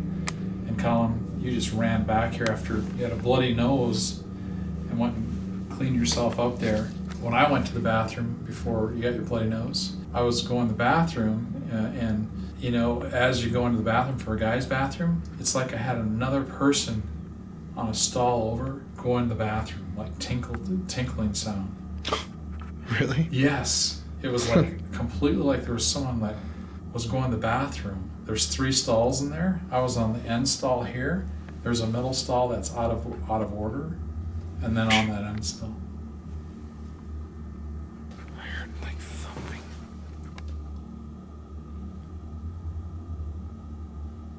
That really freaked me out. I could hear like someone else going to the bathroom, like another guy in there. And so I came out of the stall and washed my hands, again feeling like I was going to see someone in the mirror behind me. And then the tinkling had stopped, and then it was just quiet in there. So I was trying to figure out if it was like, you know, it's not like a toilet running. It's like, you know, when you go to the bathroom and you're peeing in the water, basically, that kind of a deal. Yeah, I was just in there filming, so there was no sound in there. Yeah. No running water, nothing. It's a feeling like when you're out there, like you just, from every which way, there's so many dark doors, and this place is huge, that it's actually, again, scary. Yeah, this is, to me, how I feel. This is really a creepy f***ing place. I mean, we've been in even like Ohio State Reformatory, like that, gigantic. This place is more closed in, you know? It's very, very tight. There's a lot of rooms. So to me, that's kind of the creepy part, you know? Like, there's so many rooms. It's like, look at this board. I mean, these are all on this one floor. All these are walls. All these are walls. There's so many rooms. And you can get lost really easily in here. Yeah, you get completely disoriented. But at least let's just, for me, and ending on that, just go in the bathroom. I mean, that was just very, very weird. It's like someone else was in there with me. I'm gonna say also, we have done this so many times and we've investigated so many places. This is genuinely one place that I am afraid of right now. I don't know why, but I feel so deeply uneasy in this building. And it's like this room that we're in right now. I just kind of feel like I want to stay safe. Yeah. Like I want to be here. Yeah. And I don't want to go out. So this feels like a safe room to me. Yeah, I mean, this room is still in the middle. These are all cells around us and creepy rooms, but this is like the one room where it's like, yeah, I don't know, I don't really want to go out there right now. Then I'm looking at this monitor, and this is the room they have the most activity, the woman's cell, right? Yep. And again, we don't always believe, I guess, so much in orbs, you know, if you want to go down that path. But I look at all these other, I've been watching since you're gone. Yeah. This one just constantly has like orbs going in here. There's like none up here in any of these places. Look at, you see? Yeah. Look at that. It's like, that is the place look at all of that is the place we have to go. I think it's like, and they told us that's the most active place. But isn't that kind of weird? Looking at it when you're gone. I don't know if you looked at these monitors. Look at this. But why are there not any in these other ones at all? They're completely clean. So I don't know, that's freaking me out. Getting a nosebleed right away is just like a really bad omen that's never happened to me. So yeah, I don't know. Oh. I think we're gonna have to get going though. Yeah, it's time. Late It's already. 12:30 right now. Is it really? Oh my God. We haven't even started. Well, let's do it. Yeah, these are it. Also, I want to point out, I don't know if this has anything to do with the blood coming out of my nose or like the weird unsettledness. Usually every single day I wear an ankh. You guys have probably noticed in my videos, some form of an ankh. I had a pastel pink one that I just got. I used to have a crystal one. I usually have the black diamond ankh that I wear every single day of my life. But today, for the first time really in a really long time, I am just wearing this pendant that my sister Tessa got me for Christmas, the Eye of Horus. So I don't know if like the ankh is like my protection or something, but I just don't have my usual protection that I usually wear every day. That's f***ing creepy, man. You ready? Yeah, I am.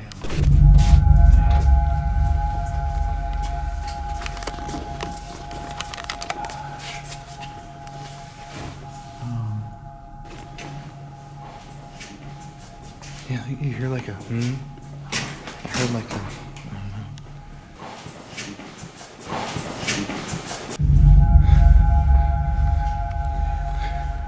To anyone here in the Donna Ana County Jail, my name is Colin. I'm Jeff. We're here tonight to talk to you, to interact with you. If you're a mean spirit, we're here to fuck with you. If you're a shadow man, come out. If it made my nose bleed, it's not gonna scare us. This is literally such a creepy goddamn scene, because these aren't jail cells, they're hallways. If there's anybody in here with us, can you make a noise or a sound?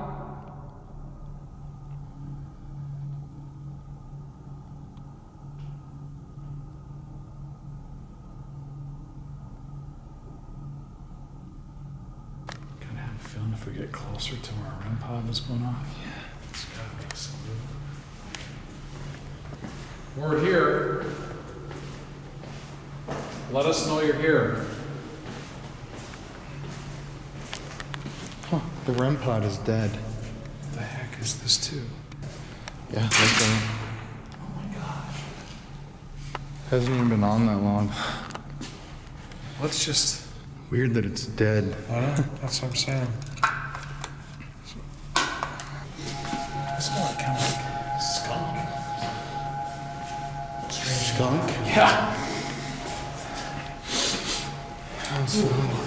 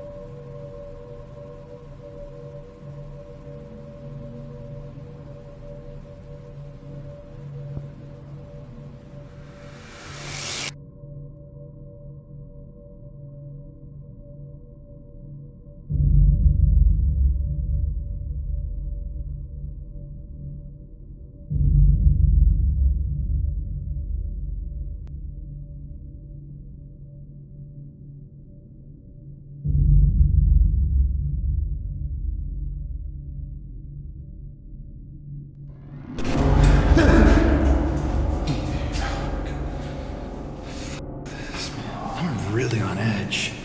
Was this like this? I feel like we didn't squeeze by this in the interview. Yeah, that is kind of weird. What is that room or what is it? No, we definitely didn't. Medical. We definitely did not.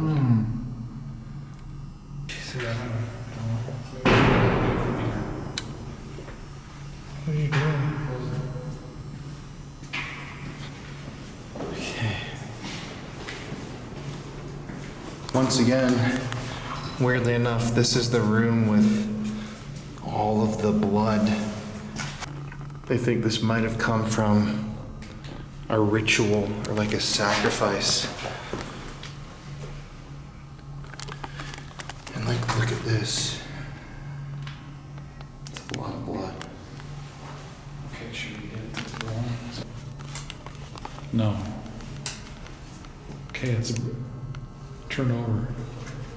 This is the brand new We battery. just changed the battery. On camera, it's the same shot. Are you kidding me? Yeah, that's right. Oh my gosh. Hasn't even been on that long. Let's just. Weird that it's dead. I know, that's what I'm saying. The REM pod is torched. Okay. Okay, let me get another battery. Here, let's film the battery like it's I'm gonna put in.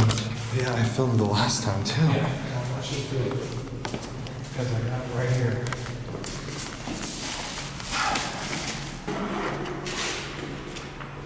Okay, let's look at this. Can you zero in on this? Ready? See the green? Hold on, let me show. Yep, there you go. Okay. It's good. Okay, this is going in. There it is. Okay.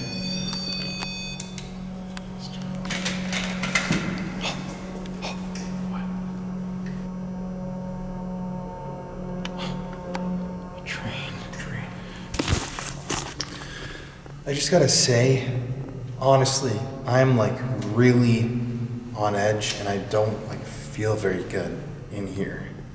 It's like, I don't know, I can't remember the last time I was this scared. Even at the DeSoto Hotel, it wasn't like this. This is just anxiety coursing through your veins. Jesus. Okay. Immediately, brand new battery. You just start steering around again. Oh, watch that! It's moving! Look at this. That was actually moving, dude. Okay, go over here.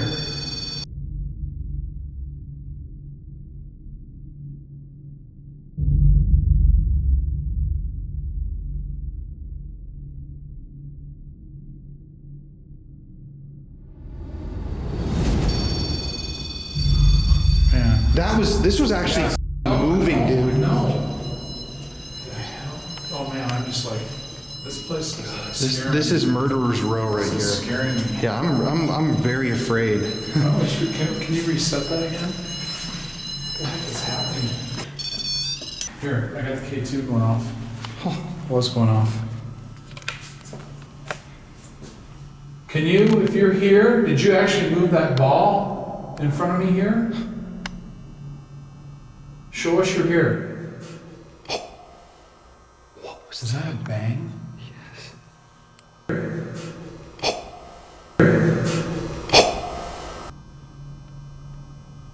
What the fuck? That was right around the goddamn corner. Should I run this? Yes. Look at it. Oh, was it this? Oh, okay. Dude, what the fuck? This was going off here. Look at that lights. This is mental, dude. Okay. Oh, did you see that?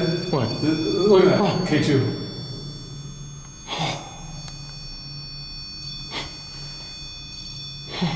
Show yourself. Show yourself.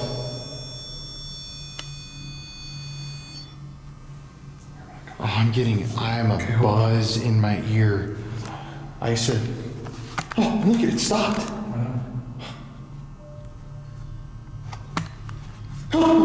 Oh my God, I swear to God, I could just. Jesus, dude, you're gonna scare the shit out of me here. I swear I just saw something over there. Okay, hold on. Let's just kind of keep it together. I fucking swear I just saw something in there. My left eye is burning like I did earlier, like I was telling you, remember? Yeah, I swear that I saw a white figure right in here. Jesus, man. Okay, let's try. Oh, man. Oh, there was an orb right there. On the SLS. Oh, came right down there, right there. Right where you, yes, right filming it. Right there. And dude, the temperature and the thing, look at that. Can you show yourself? We're not here to harm you. We're here just to communicate. I gotta keep. Let's talk about this freaking ball back here. Dude, moving actually. Yeah. Look at, here goes the K2. See it? Look at that as I'm pointing at the ball. Look at that. I was just going, look at that ball. There's like, there's a charge back and forth here. Can you move one of these balls that are on the floor for us? Oh, look, K2's going on. Are you here? Or are you? Okay, where's our other thing?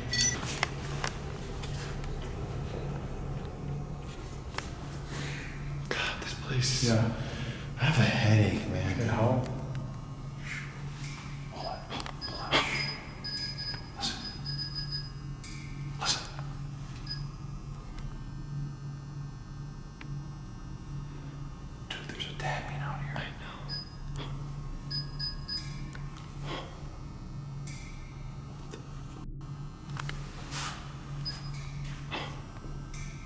Hello?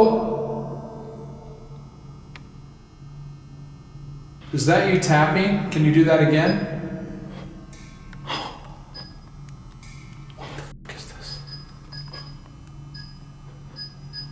Hello? Oh my god, my light just died. My light just died. Hold on. Night shot. Hold on. Hold on. Dude, there's something over here. It didn't die, it just fucking turned off. Oh my god, I feel really, really unsafe over here. Can you do that again? This is the room, the most active room. I'm gonna save the light. Can you do that again? Oh, it's over here. Okay, I'm coming. I'm gonna come and talk to you. Before we do anything, what are you? Okay, I'm gonna start a voice recorder. Okay. Can you use your voice and tell us your name? Do it. Figure. Quick, down here. It's not the wood. It looks like a fucking girl. Oh my god. It's like the size of a little girl. Oh, it just came towards us. When you were saying that. Oh, here it is. Okay, are you going to show yourself, please? I'm trying to record this. Okay, we're here. We're not here to harm you. Can you show yourself again, please? Look at how the REM pod stopped. Can you tell me right now how this blood got onto the floor?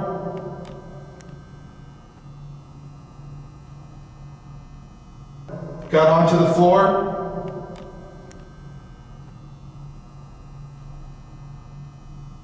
Got onto the floor?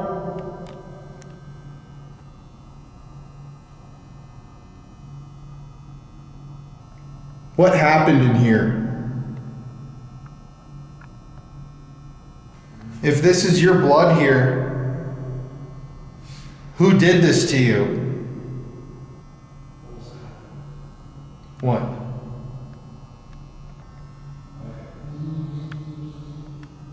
I didn't hear anything.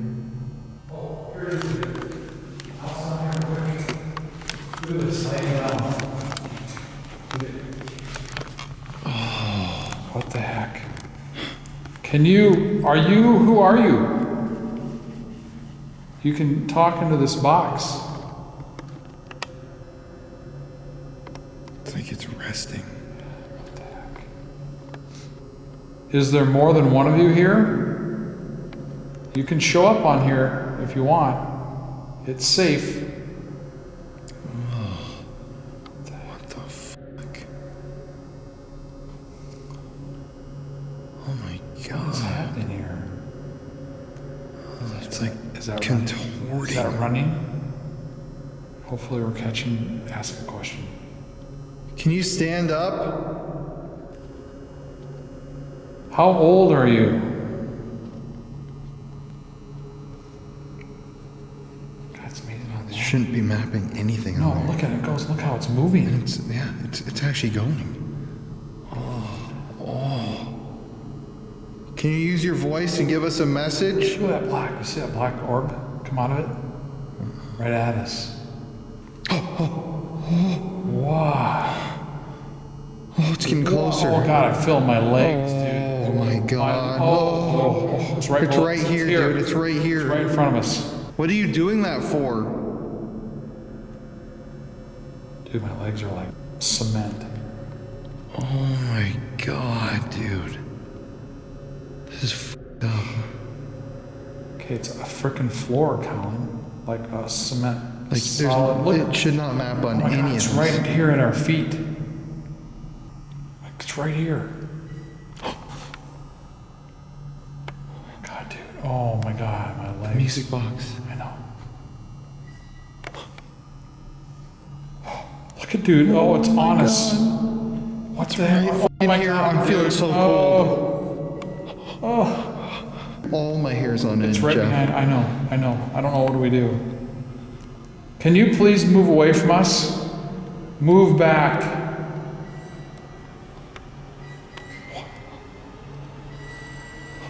What?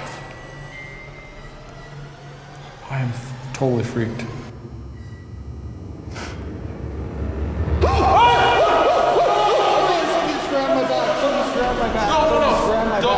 Don't move. Come on, you can't do that. Dude, something just grabbed my fucking back, Jeff. Okay, dude, you have to calm down. Something just grabbed my fucking shirt, dude. Grabbed my goddamn back, just like what happened to me earlier. Okay, dude. I've heard things. My partner got his pant legs jerked, and There's this particular area that I just. Oh, what? I literally just felt like somebody grabbed my sweater. Did you really? Yeah, and I'm not even f***ing with you at all. Like what kind of feel? Like literally, like this, like this. Really? Yeah, literally. While I was sitting here, it just was like, I can't replicate it. Oh my god, this is actually like too much for me. There's. Oh my god, dude, what is going on? It's coming, dude. It's fucking coming. What's happening here? Hey, can you? Okay, guys. Just to explain, something just grabbed my shirt from behind me. Dude, that's Murder Row. Yeah.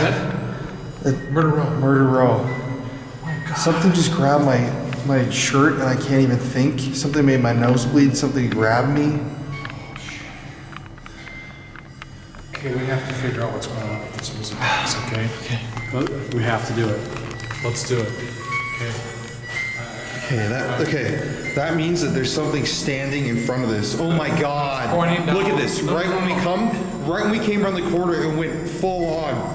That means there's something standing right here, full on. Okay, look at the thing. It doesn't fucking go off. Okay, I'm really scared to look around the corner. Okay, 3. No, 2, I'm gonna. 1. Let me just point this. Oh shit! Look at that door. Are you there? I'm not gonna let you keep scaring us. Let's talk. That was a big bang.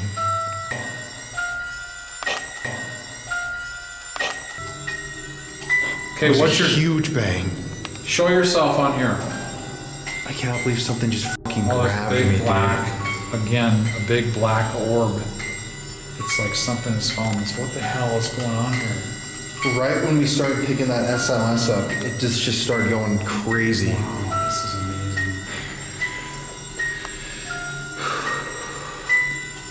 amazing. My heart is beating so fast. I'm honestly like on the verge of having a full-on fucking panic attack right now. Okay, what about the REM pod? All of a sudden it's done. Wow, I'm actually kind of sick to my stomach. Yeah, me too. Okay, who are you?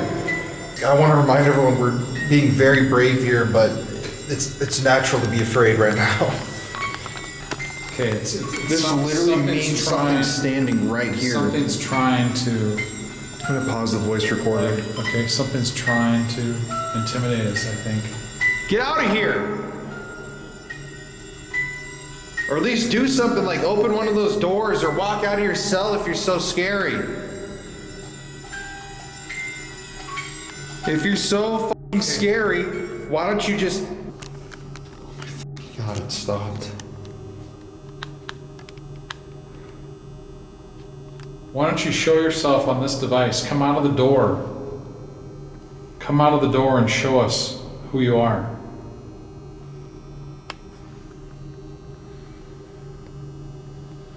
I know you guys can't see, but I have full body chills. I actually feel sick. Okay. Oh, don't, dude. Oh my God. Don't, man. I'm not. You gotta get away from it. Dude, just get away from it. Jesus.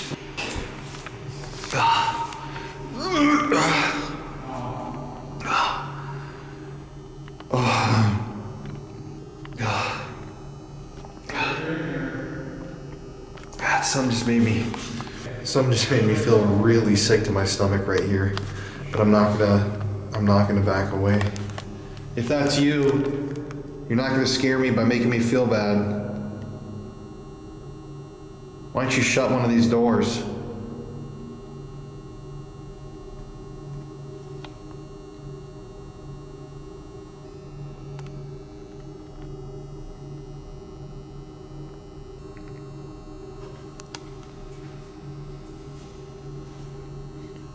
Jesus Christ. Once again, like, you guys kind of made a meme out of that moment that I said this in the Gore Psychiatric Museum when I said, how the hell did I end up here in life? Hello?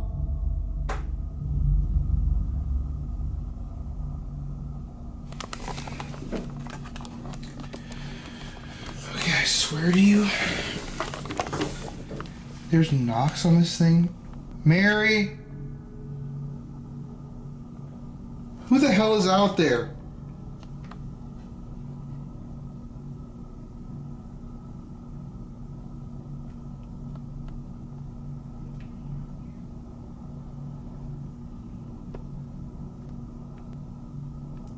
I can hear them in the other room.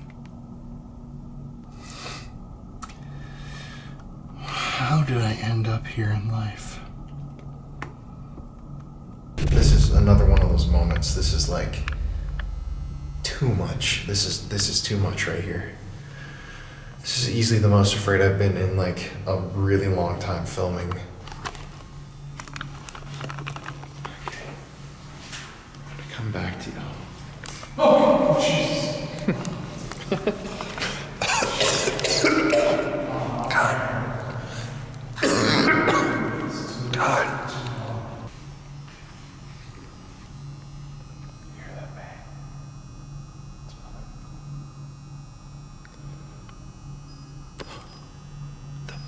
Left that room. Are you fucking kidding me?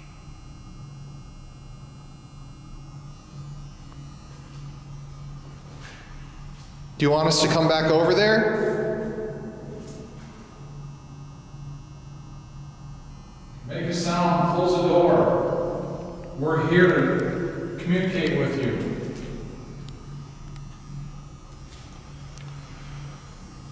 This is where they saw the grinning girl right here, remember?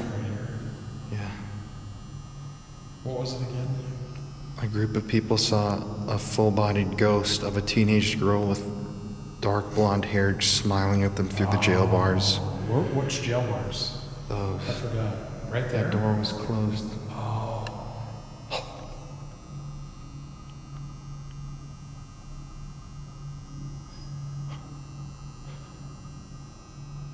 Can you step forward? Let us know you're here.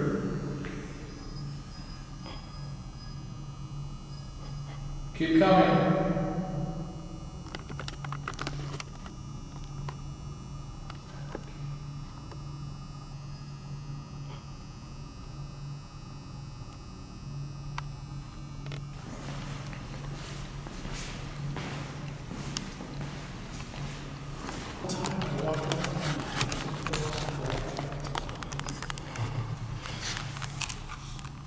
Dawn, dinner, finish with, compare, person. Dawn, dinner, finish with, compare, person. Bell, root. Bell, root. Was your name Dawn? Was your name Bell? Okay, so let's think about why this paranormal music box is just completely silent. Chloride. I mean, literally. Like, it's just done. Chloride. Glove. Glove. I'm f***ing wearing gloves right now. Can you see me? Oh my god, dude, that is freaky that I've got a glove. I'm holding it with the glove on. If you can see me, can you give me a sign? Like, use your voice? Can you knock on something?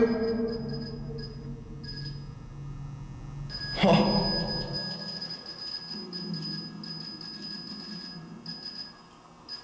What the f was that? It was like a growl.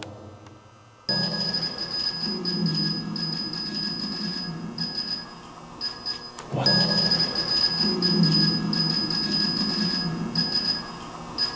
What?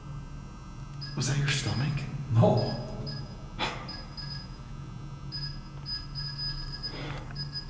That was really f***ing loud. Oh my god, dude. It came from right over here. Look at this. Can you show yourself?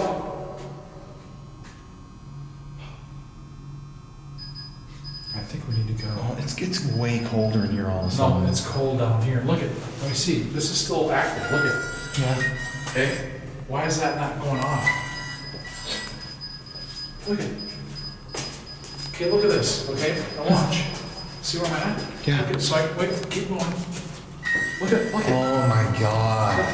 That means that it had to be standing right here in front of us. Look at this. Okay. What is it? Older base. Dude, the doorway. The doorway. It was right. It was the whole time right here in the Right doorway. here. Tub, newer. That tub with blood? Yeah. That we talked about in I the don't know if movie. we're It was a new tub. Like he said, it's only a couple months old. I don't know if that's. Was it an older person who killed you? Who hurt you in here?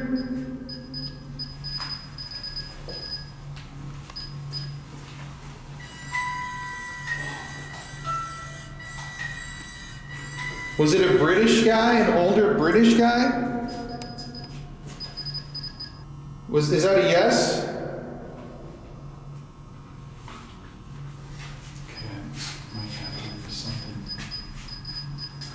Can you tell me your name?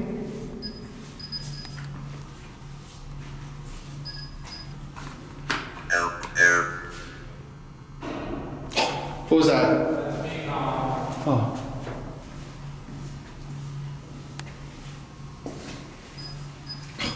The moment I walked away. Come on, look at the music, look at the ball. Quick. That where the figure is at. Can you light up the other balls? Play with them? How about the other balls? On camera. Move the other balls.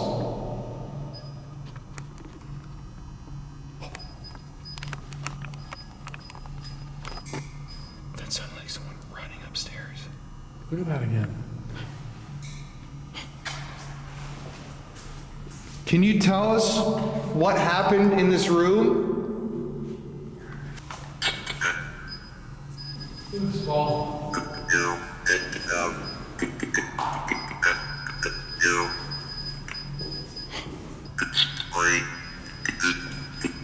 What happened in here?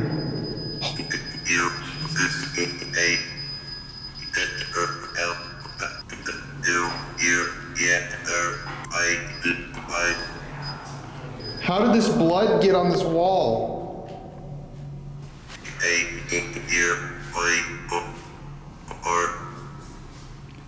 Can you speak clearly? How did this blood get on this wall? Were you murdered?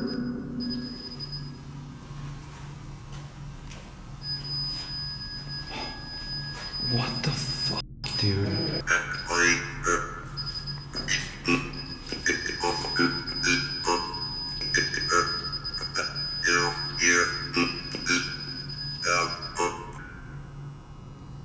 Thank you for talking to me.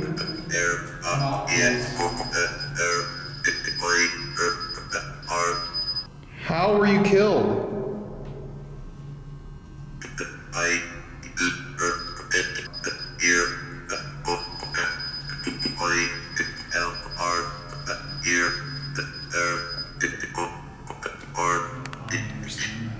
Slip. Satan. New moon. Slip, Satan, new moon, energy, task, computer, word, place, Correction. correction, Sunset. sunset, Sandy. Sandy. Was your name Sandy? Wins. Sandy. Sandy again. Sandy twice. Ambition. Axe, beware, ambition. Were you killed with an axe in here? Sister. Certain. Matt. Joe. Few. Running. Decompose. Satan, new moon, energy, decompose, axe, Sandy twice, beware. Was your name Sandy? Agreed. Agreed. Were you sacrificed to Satan in here, Sandy?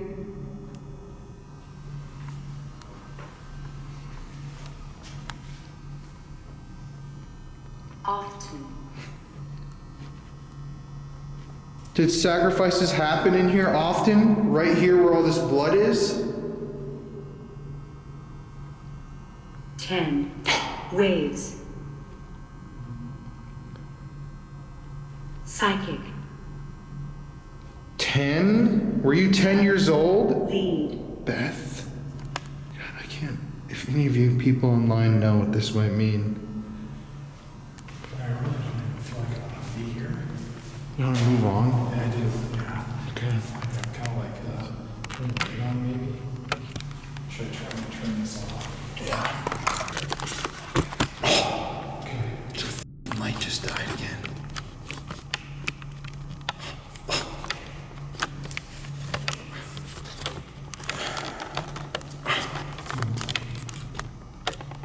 What the fuck? The battery might be a little. No, the battery's showing on here that it's a goddamn 100.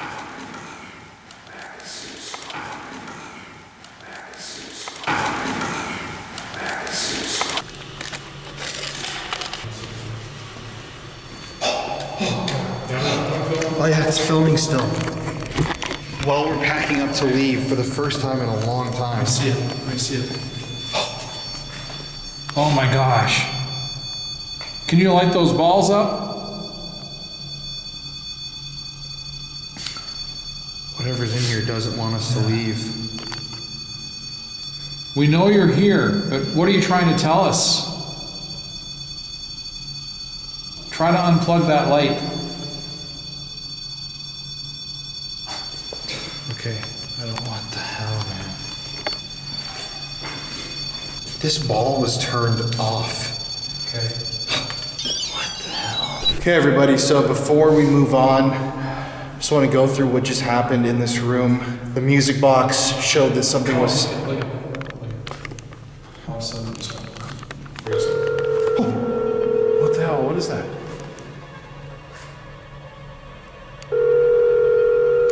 Who's calling? Where's that coming from? Okay, wait a second. What? What is this? Colin, what is that? I don't know. Is that your phone? I don't have my phone on me. What? Is your phone in there? My phone is in my backpack. What? Has been forwarded to an automated voice messaging system. At the tone, please record your message. Look at, show your phone. You just called somebody from your pocket. No. Look at that. What? What in the... What? Okay. Okay, that was really freaky. I'm not gonna lie. Because why the f was it connected to that? Have you ever connected that to your Bluetooth? I have no idea. Look at this is off now. Okay, that was, I mean, your phone is in your pocket. I know, I don't. Man, that was a really scary moment. Remember when he said, if the phones go off in here, I'm just leaving? Okay, you know what's very weird? I just happened to look on my an Instagram post that I just did. The last post I read is, when are you coming to Hawaii? That phone call to Aaron.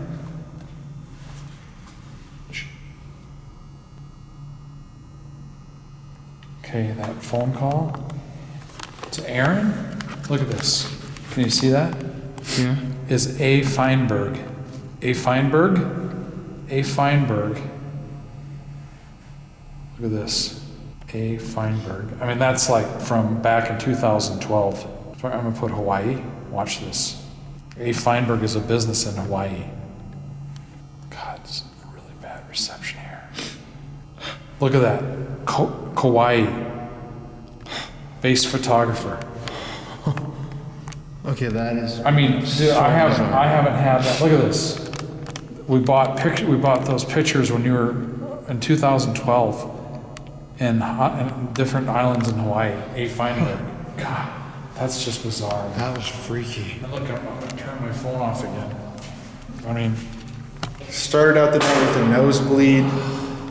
We came in here, music box, something was standing right in front of us, the REM pod, going absolutely berserk, hearing noises, hearing voices, motion ball rolls by itself, giant SLS figure. I got my shirt tugged, scared the shit out of me. Oh my God, there's just so much I can't even remember. Using the Ovulus, Satan, energy, new moon. Honestly, so much stuff going on in this room, but we have a whole jail to film at tonight, and it's already past 1 a.m., so we're just gonna keep moving on. dude, it's 1:45. Remember, your clock's ahead by an hour. It is not. Yeah, it is. Really? Look at your phone. Dude, no, it's 1:45. No. I did my watch. It's 1:45. Yeah. There's no way that it's that late. It is. Look at your phone. What? I changed I set my watch. There's no way we've I been can't filming. see with that, like- Okay, there's no way we've been filming for 2 hours though, because they left before midnight. Okay, that's the time. That's the time. Okay, so we're gonna walk through the jail now and use the spirit box. Can you tell us your name?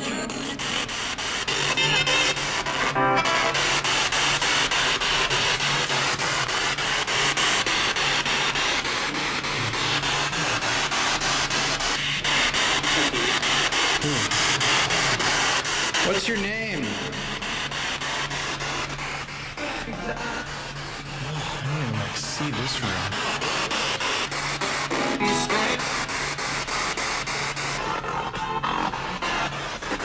I'm gonna let you out. Okay? I'm gonna let you out if you talk to us. Here you go.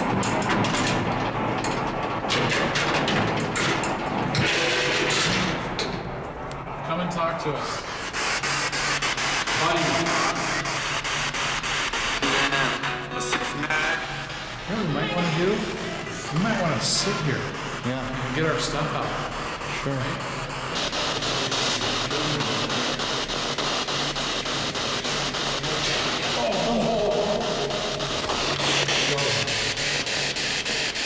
Are you in the door?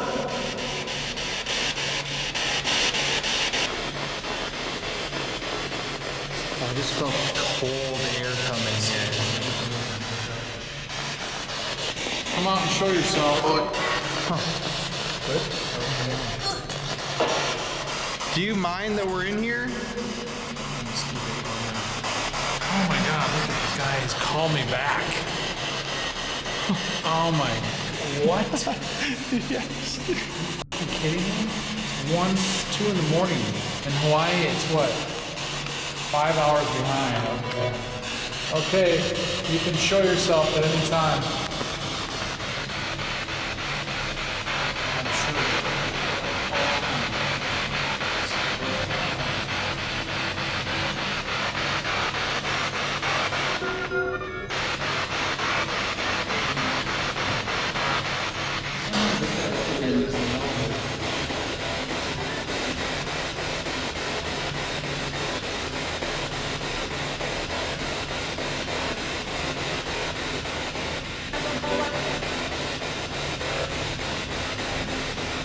First man is dead. Look at that. I'm coming at you here.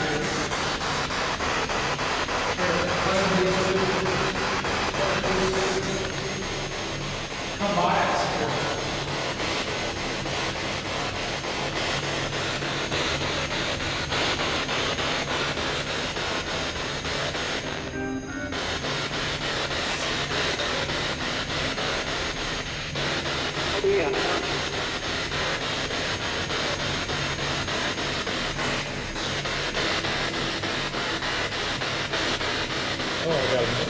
major headache.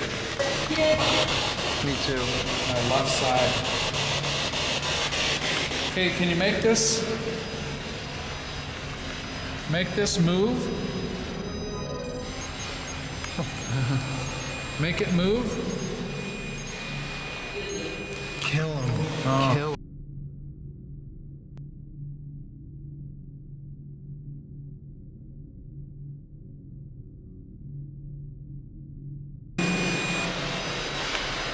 Make it move.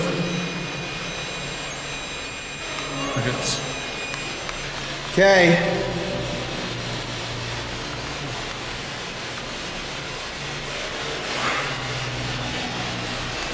Is this? What's your name?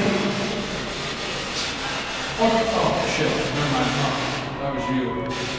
It's mapped out. I smell more blood.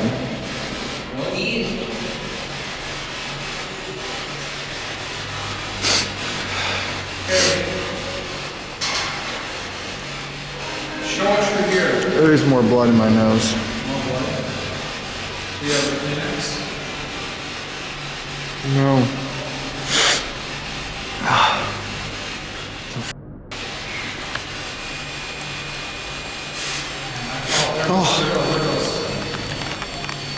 Light those balls up.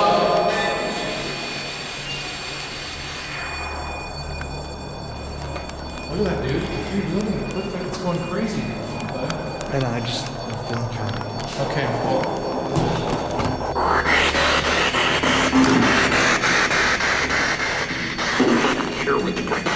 I'm here with something. I'm here with it. Okay.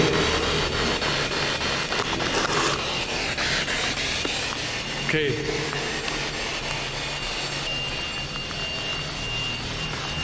Colin, what's happening, bud? Huh?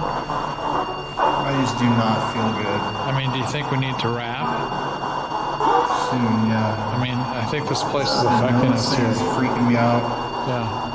I just really don't feel good. Okay. Is this too loud? Yeah. Okay, let's...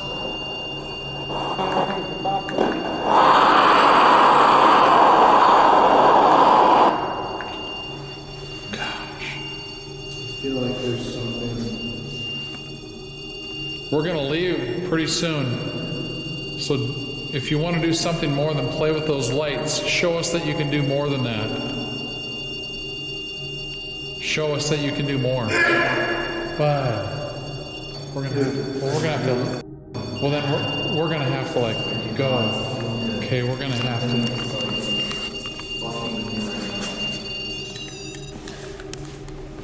Okay, you know. I think we're gonna have to call it. Because it's just messing with us here. I mean,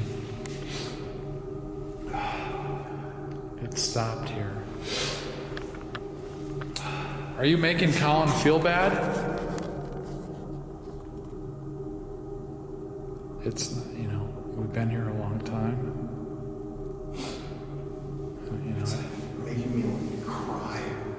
yeah, I don't want you to, you know, but my left eye is really burning again. I mean,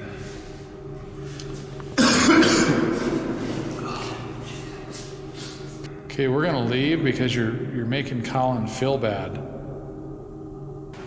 There's something that is not good in here. Let's just sit here a second. And yeah, should we go in the dark? Sure. Who is in here trying to make me feel bad? What's the point of doing that? We're just trying to talk to you.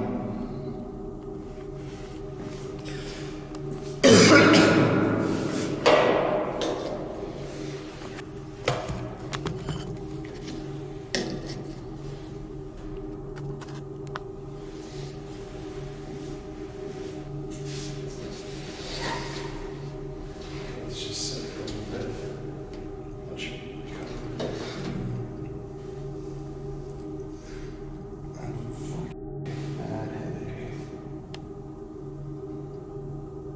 tell me your name, please. I have this little device right here. You can speak into this, okay?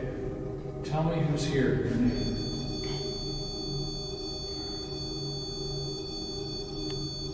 Can you step away from that light so we can have some quiet? Please?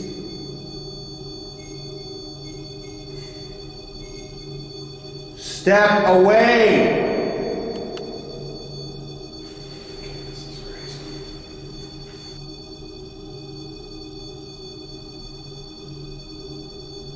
Okay, can you show up on this device right here, or say your name in this device? Tell us your name.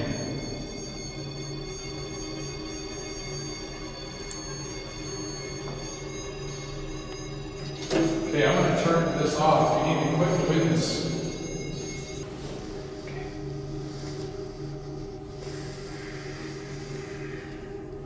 Okay, how many spirits are here?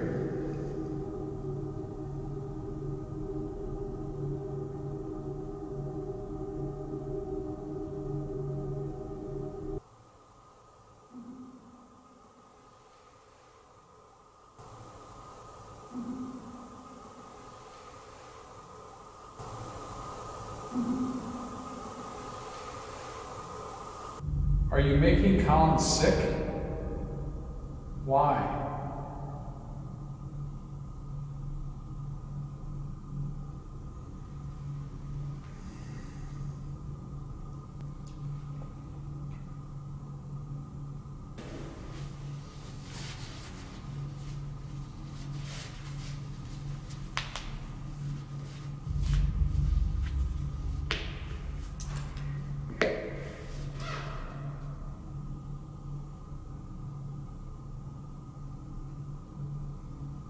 Why are you being so fucking quiet? You're fucking making me mad. Do something.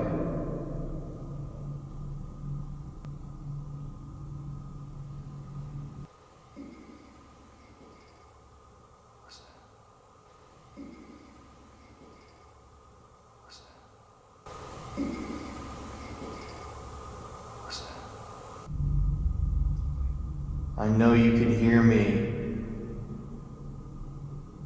Whoever the aggressive person is,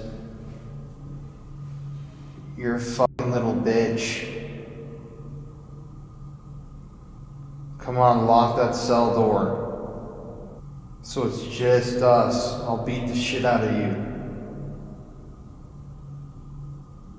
You are weak, very weak.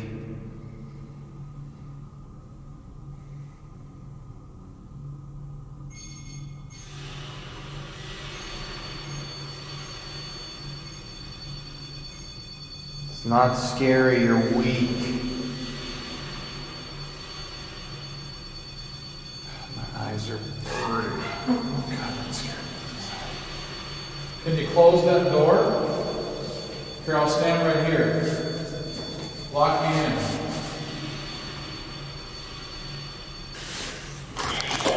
You know what? I kind of want to be done.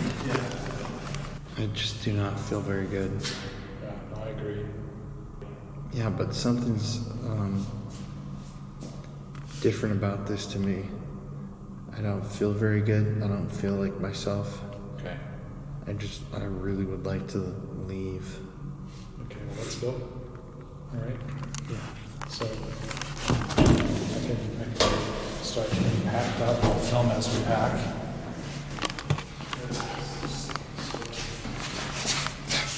This before? That seems a little thinner than... What? I was thinking that too. Doesn't that seem thinner than... How's that? Oh, what? Okay, no, wait. Okay. Okay, that definitely was No, I a little will. off. Yeah. Okay, let me just... I don't know. That's fucking freaky. But I don't remember squeezing in here, do you? I don't either, no. This goddamn place.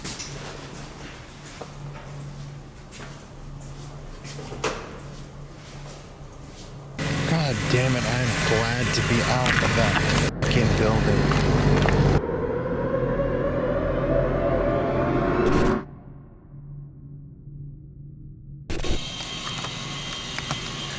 Okay, everybody, it's 4:28 a.m. I feel like shit after the investigation. I threw up 2 different times. I still feel like I could throw up. I do not feel good. It's really weird because they said that the entities in the jail are not malevolent, but I don't know if something just caught up with me, something has been with me, but it made me feel fucking terrible. I feel fucking terrible. I just woke up from a dream where I was hurting someone that I love, murdering them, which is concerning. I obviously don't usually have dreams like that, but I just felt like I had to come on here and say, like, I don't know what the fuck just happened. The investigations are not supposed to go like this, and we didn't even antagonize anybody. We didn't provoke. Something just really did not fucking like me in that building, and it's very scary to me. My nose hasn't bled again. I even looked in there in my nose afterwards, and I couldn't figure out where I was bleeding from. But this honestly has to go down as one of my scariest moments and something I will never forget, because specifically I was targeted and it hurt me. It made me bleed profusely. I don't know what to think right now, but I just don't feel like myself. So, I don't know. Anyways, I'm gonna go back to bed. I just felt like I needed to say this to get it off my mind. And, yeah. Okay, anyways.